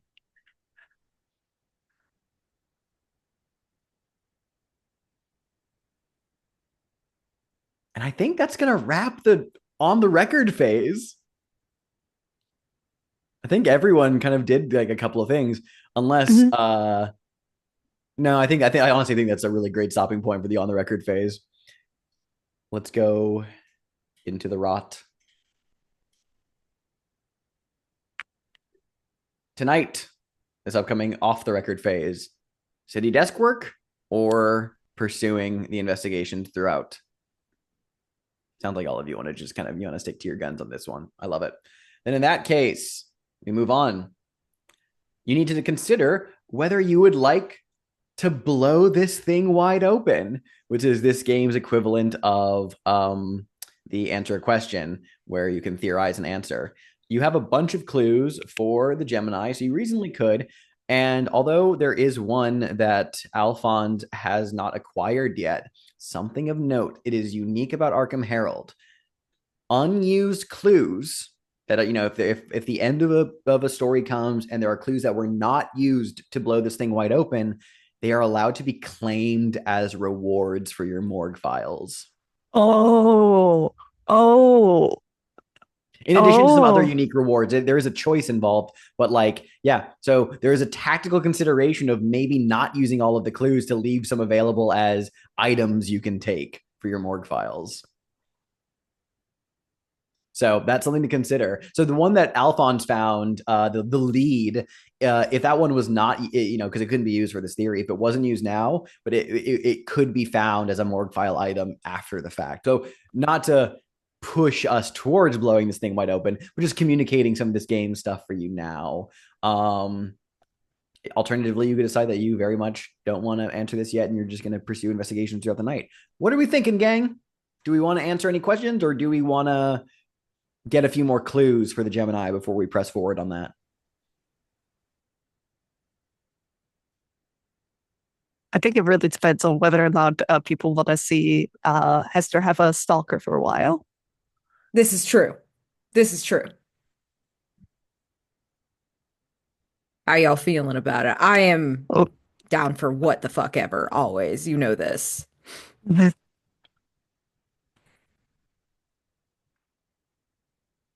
Which means Alphonse and Jessica get to decide. Mm-hmm. I'm I mean, I'm all for blowing this case wide open with a Gemini killer. I'm looking at the questions, thinking which one Which one would we want to do? And that would change, I Mm. think. If we want to do what is Gemini's great and glorious purpose, I don't think we got that. And I don't even know who's protecting the Gemini, the easier one, the four. I don't think our clues help support that. Our clues does help with the The who is the six. Gemini and how do they. So I think Mhm. we could do that. But you one, I don't know. But that would. So what I'm saying is, if we go for the eight, the complexity eight questions, then I think we need more clues. Mhm. Yeah, because currently we are, even though that there's eight quote unquote clues listed, we only have access to seven. I do want to say Yeah. we could push for the eight with a -1 and then mark the price. Up because we still have the Oh, price. Yes. yeah. Is that a mechanic we can still do, Alex? Yeah, this game it uses the new thing of like, oh, if the special price is available, you can mark that to bump up the result. Oh, fuck yeah. I'm so into that because then, I mean, even with your condition, it's like we're going to be pursuing this chaotic. Shit's going to get bad for Hester. Rip, rip and rest. That's the thing is Um, like also it's like because if we do the complexity 4, then we can The like Gemini stays around if you the do the Gemini complexity stays four. around. Yeah, and would continue to stalk Hester. Um, Oh, mhm. oh, Yeah, hmm. but I don't think like any of our, as Daniel said, any of our yeah. clues really apply to complexity four. I think Although it applies to 6 or 8, definitely. Mhm. Like, Let's go for yeah, let's go for because if we capture him, that could still be because keep in mind, like answering the question does not resolve the situation. You still have to pursue no. it, and you could possibly not. But either way, like it's going to be some dangerous territory. Like yeah. was Hester stalked by the Gemini? I could use him as bait. Yeah. Yeah. Although I think it's Mhm. So funny that we've only seen like half the locations and like barely any of the characters from the Gemini. But like yeah. the investigations that we've taken on this one is very fun too. I'm open to whatever. It Let's sounds like not. You know what? Let's not. Let's not blow this thing wide open. You know hold what? on to I'm your gonna do the clues. unpopular thing. Let's get some more clues. That's Okay. fun. And Let's see and what also happens. another thing to keep in mind for like the strategy of it all is that the conspiracy timer is based on the number of threats introduced. So the faster you clear threats or stories, the you know the quicker you'll eventually be Mhm. forced to confront the Cthulhu cult. So Okay, yeah. we're not gonna blow this thing wide open tonight. I'm here Mhm. for it.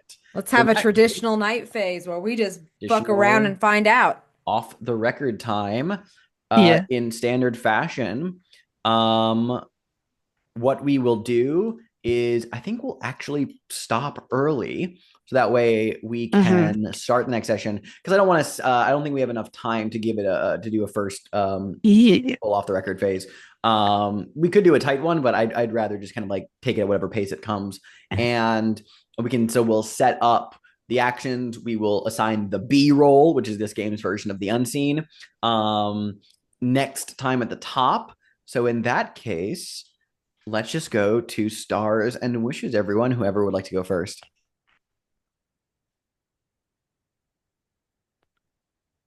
I've got some notes.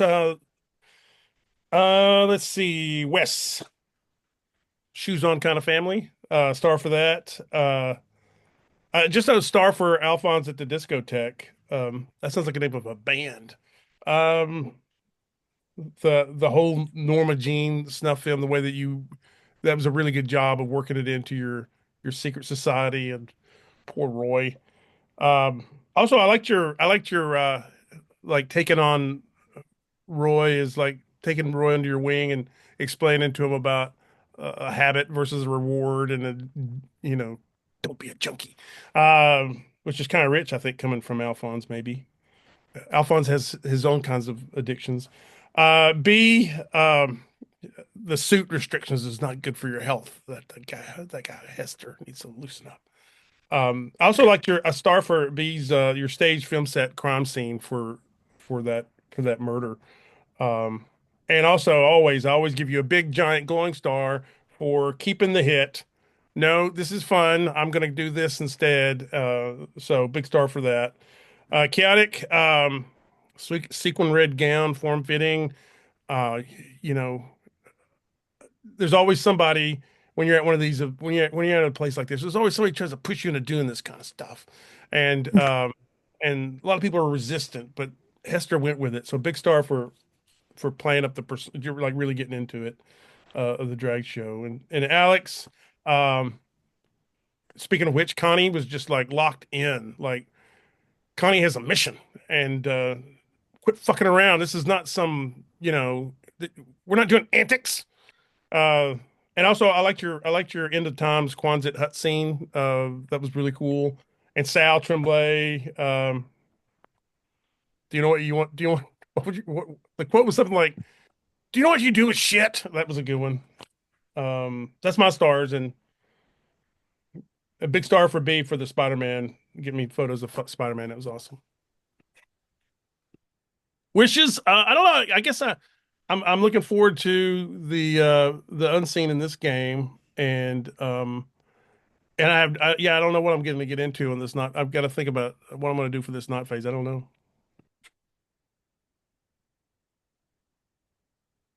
What does anyone do truly in their lives? It's a question that we all have to ask ourselves. Um, this game is so fun. This game has vibes. It's got atmosphere. It's got aura. All the things that I yearn for in games and I yearn to make in games. So it's truly a pleasure to be able to play something like this. Yeah, it's got smell. It's got a smell to it, which I really appreciate. Um, I think people are going to. I know it keeps being touted as the darkest CFB game, and it is. It's the darkest CFB game that y'all have made and everything. But I think that it's also approachable enough that people can like approach it in a way that's not super dark. That like how we're doing it, because we are certainly approaching it in a very dark way. If pop for Declan, Declan O'Connell. What a terrible man. What a terrible, terrible man. What an awful man. And Jessica's just like, oh, Declan. And I'm like, girl, you need to run. But it's okay because like Jessica knows what she's doing, right? She's a Mhm. professional, and we have to appreciate that about her. But how concerning is that? Also, the interaction between Mary Jane Doe and Hester while watching the movie, getting prepped to watch the movie, and then watching the movie, taking the hit on that, that's great. But just like concerning things being said by both people, concerning statements being made by both parties. And then also star to Hester for giving us a little taste of what Hester's life is like on the on the inside, a little bit more about your family's history in a way. We're old. We're old in Arkham and everything like that. And the first thing that came to mind when you said that, and I was like, if Alphonse ever heard that, would be, oh, Nepo baby, huh? So I'm very interested to see what Arkham's premier most eligible Nepo baby ends up turning out to be. Very, very stoked. Very stoked. Daniel. What a great like opening scene for Jessica, topless, getting dressed after screwing or not screwing, either or one of the two. You'll never make them kiss and tell. An Irish crime boss, also star Irish crime bosses, star. Because I like for a moment I sometimes forget that we're in Massachusetts sometimes, and then I'm just hit over the head and reminded with a fucking frying pan. So it's great. I appreciate it. Pop for this game. Wishes. Uh, I just want to breathe in the air of the Gemini for a little bit longer. It's a problem that you started off with such a banger story because I'm like, I want to dwell in this. I want to live in this. I want to keep it going. Yeah, let's answer the complexity 4 question so we can so we can keep him around so he can play footsie with fucking Arbuckle or Hector. Sorry. Arbuckle's your cousin, the other Velocus. But yeah, no, it's great. Arbuckle Velakis. Arbuckle Man, Velakis. your mom hated you. That's cousin Arbuckle. Ugh. Yes, exactly. That's what we said. Awesome. Yeah, I'll go ahead and just go. This was a very fun session. I was looking forward to it all week, to explore some of the other additional mechanics of the game, but also just because these characters were very intoxicating from the first go around. The continued horror of experiencing Binar's performance as Mary Jane. It is the single scariest thing about this game, and also yeah, sorry to Wes losing their shit, being like, Alex, that's just Charles Manson. That's just the Manson family. Just screaming. I got a chuckle out of that. It's the Manson family.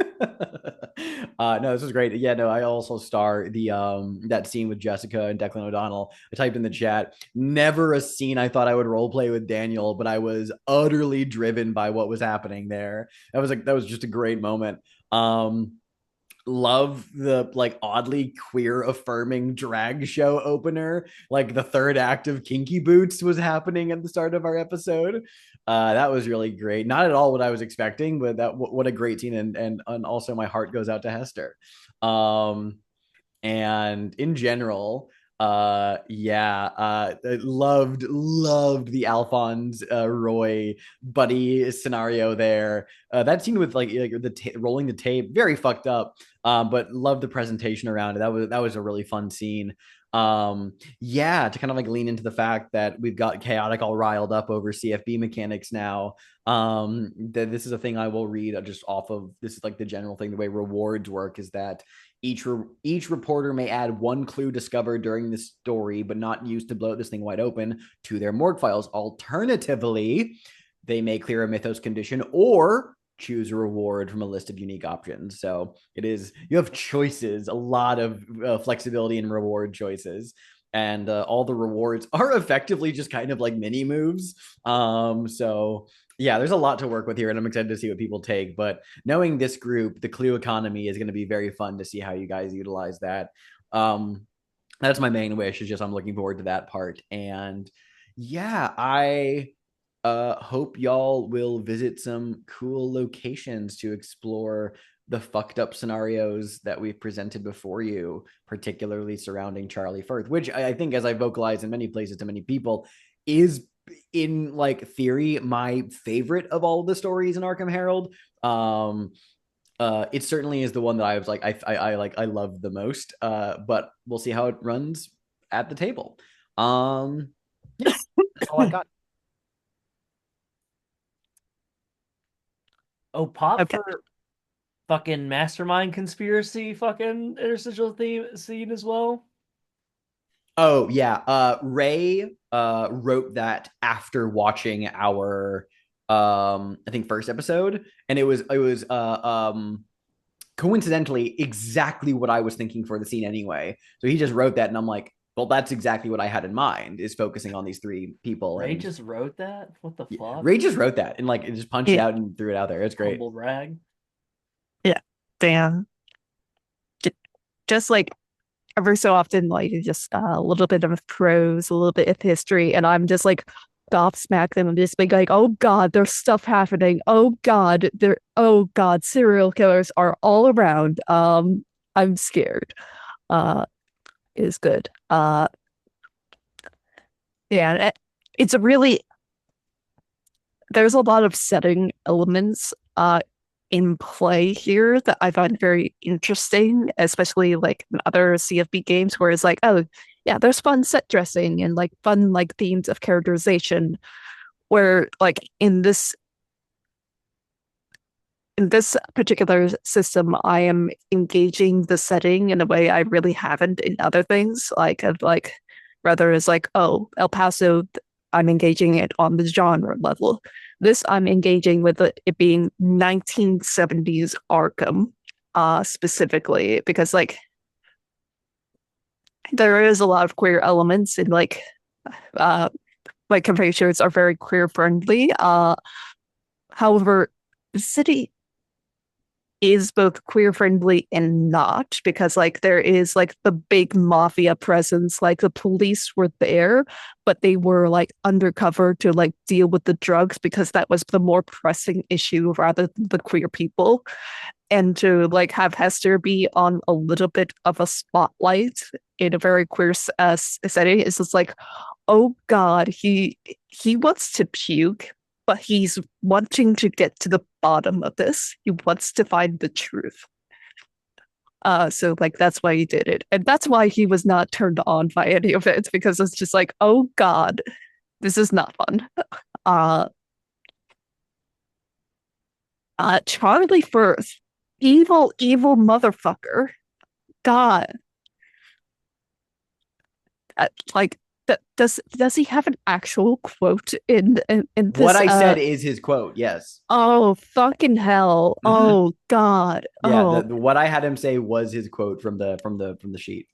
I damn evil motherfucker. That's not how you That's not how you That's speak to a woman, Randy. like I'm glad he's dead. I'm not gonna lie. Because I don't think Hester would keep his cool around him. Oh.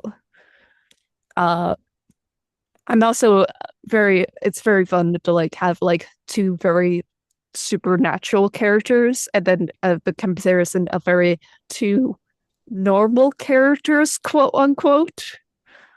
Um What are you talking about?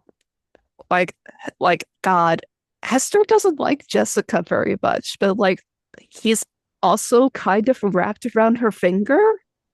It's like God, Jessica can rule the world. I'm not gonna lie.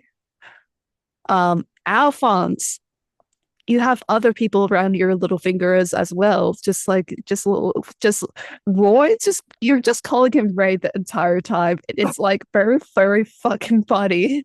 Um. Oh. I'm trying to will my best Robert Downey Jr. from Zodiac for that to nurture that kind of And me channeling Jake Gyllenhaal utterly. Yeah. Yes, yeah. Mary Jane Doe, she's scary. She's like, I'm just this weird little thing. Yeah, but, oh yeah, I'm gonna engage in coke. It's just like, it's just like, what are you all about? Like, I think also barefoot the entire time. Like during the initial paint the scene question for the disco, I'm just like, shit, I don't know anything about disco. God, I should have googled this before entering this session. What would be interesting? Oh yeah, Mary Jane is barefoot. What would be interesting on the ground? Quilts. Let's do it. Let's be a little weirdo about it. And I'm really glad for like that follow-up development sort of question for a rot question, was it? I believe, Alex. Yes. Yeah, I'm really glad about that because it really helped me like solidify like sort of as a callback to that. So like that was very good. Rot question, just to actually reveal what they are attached to the conspiracy sheet. There are a certain number of them are unlocked given the layer of the campaign, just kind of showing the degradation of Arkham. And the keeper can choose to like introduce one of those during a city desk scene if he wants to. So yeah. Nice, very good, Owen. Yeah, and I think Ray named them all after films, which is wow. Yeah, I think he went through and renamed all of them to be like named after like a movie or something like that, which I thought was fun. Damn, the system's so good. It's so spicy. I'm so turned on by it. Well, I'll throw out a quick another star real fast before I let other people go, which is sorry to all of you for as a gaming group for like we're dealing with like really like fucked up stuff. Like we're talking about like porn and we're talking about like like sexual, not like sexual violence, but like effectively like sexual misconduct. And like all these other subjects and we have like these like sexual scenes like with Jessica and all that. And the utter comfort and trust of we have with each other as a game group. Like we really like approach these subjects like really well. Like it feels very freeing because it's like there's no Mhm. like reservation. We just deal with the subject matter as it comes, and everyone's having a good time, which is something I deeply admire Mhm. about y'all. Sexual exploitation. Thank you for that's Yes. what I was looking to say. Chaotic, did you have anything before I ramble about how great you all are? Yeah. God, I also like the good friends of what's his name? Harold Harold Harold Pickman. Pickman. Pickman. That was And crazy. also Harold Pickman being an actual guy rather than it just being like a club name. That was also very good. Mhm. Um, yeah, no, and also if that wasn't obvious, that move name, I wrote it as an homage to the famed Cthulhu podcast, The Good Friends of Jackson Elias, so Hmm. which featuring Scott Dorward from Ain't Slayed Nobody. So yeah. Hmm. Amazing. Honestly, y'all are all so amazing. Like just goddamn. Goddamn. The scene with Jessica and Declan, like I have to say, it was like you framed it up just like a 70s movie. Like it was picture perfect. It was amazing. It was a Hmm. bold choice. I love that you very much clarified, no, we're starting this at the end of the scene. And that's like a very powerful choice to make as a role player. And then you being like, no, she's getting dressed. Her back's to us. Like it was just, I could see the film grain. Like Declan's fully dressed. This Irish mob boss who's probably involved in the IRA, and Jessica being just so comfortable with it was just like that was a really cool way to use your move.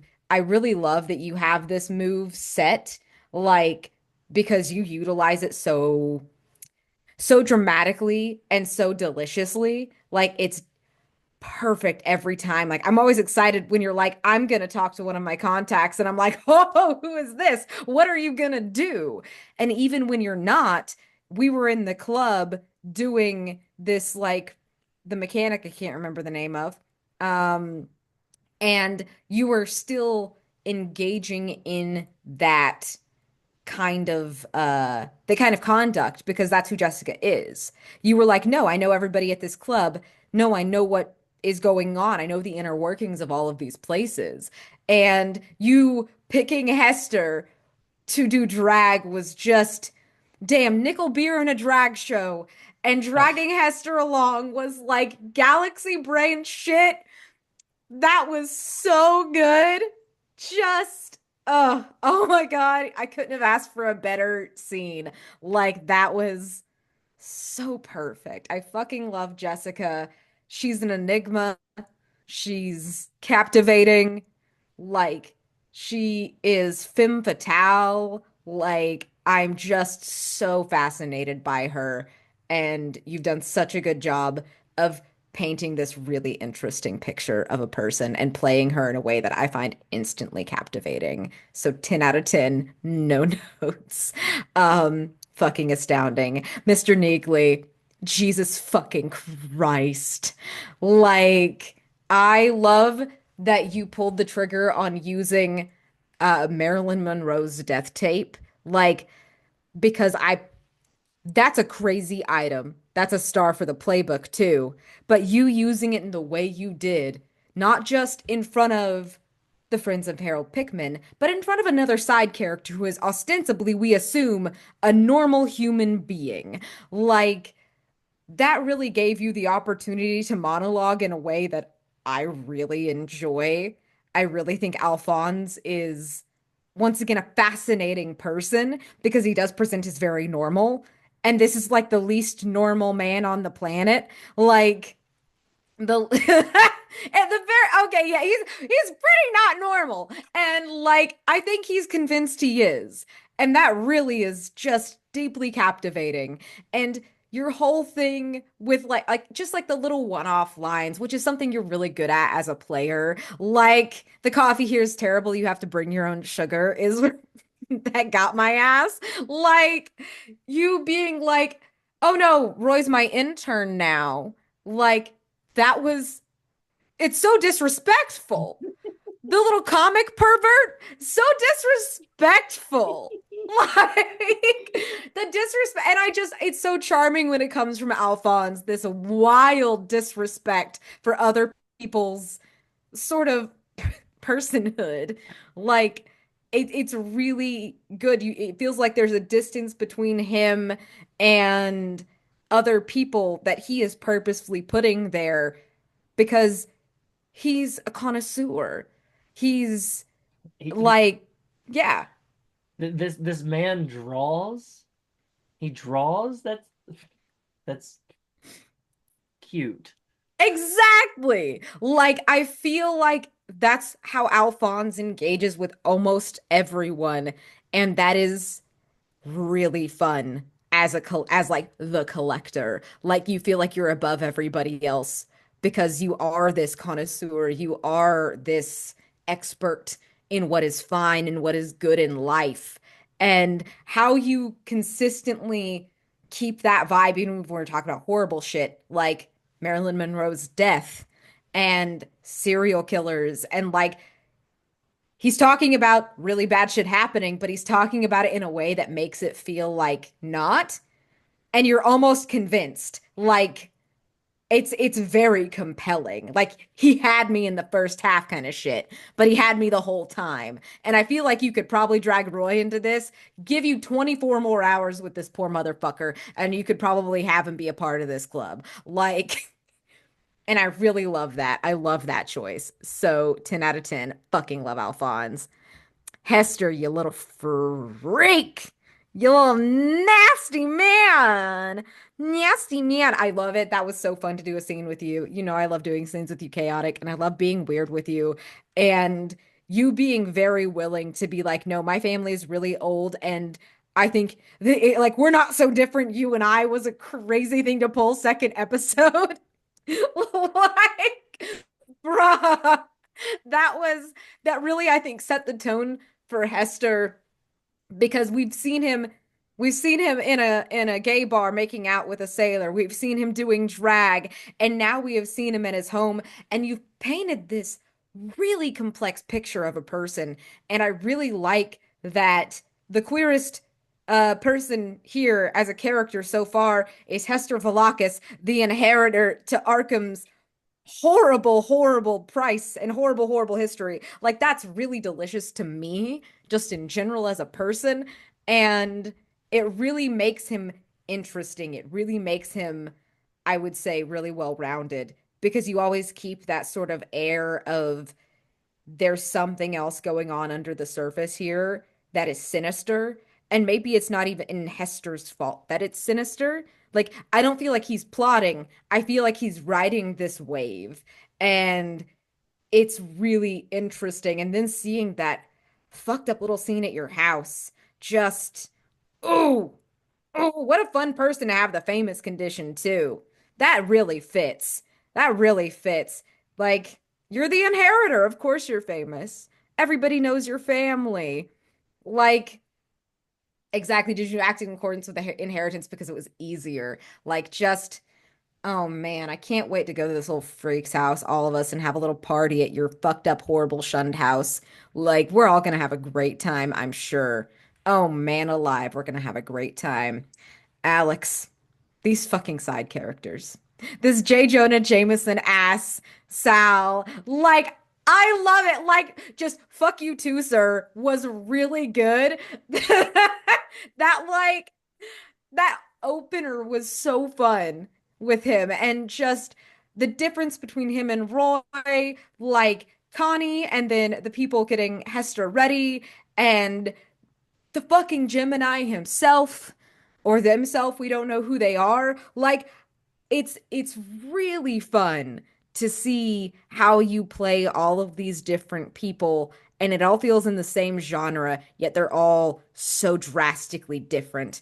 Like I was very captivated by our collective boss.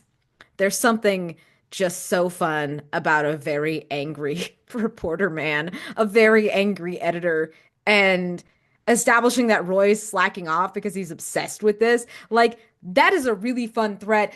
Daniel kept putting in the chat, like, you know, quit being so theatrical, Roy, when you were doing the the Gemini phone call. Like, I mean, that's a really fun paranoid thread to follow. And I feel like you just keep dropping all of these like these little things, these little treats for us. These little like, ooh, it's spooky, it's weird. It's yes, it's Massachusetts in the 70s and it's also Arkham. And it really is like Wes said, this game has a fucking vibe. It's a smell. It's like it's so nasty and you really really encourage that. And you support it with all of the characters you're playing. Declan, like, you're the nastiest cunt I've ever fucked was a crazy line. Like, That's that's a wild thing to say to someone. that was a like I don't know if you saw the rest of us reacting to that, but I think we all got blown back in our chairs like what the fuck? That's crazy to say. But then like I imagined Paul Mescal saying it. Like Yes. I was like Paul Mescal. If Paul Mescal said that, but he was a criminal, I'd be like, yeah, I guess he could say that. Like Yeah, like I Barry guess Keegan's he on thin could. ice. Michael Fassbender can say it and said to Daniel, yeah. Yes, and said it to Dane like just this game Straight face. Straight face. It was straight face. fantastic. Everybody's doing such wild shit. Like I feel like everybody's brought their A game in terms of fucked up weirdness, and I'm really loving it. It's delicious. I was so excited all week to do this again, and I'm excited to do it again next week. I'm excited to be in Arkham. This is so fun.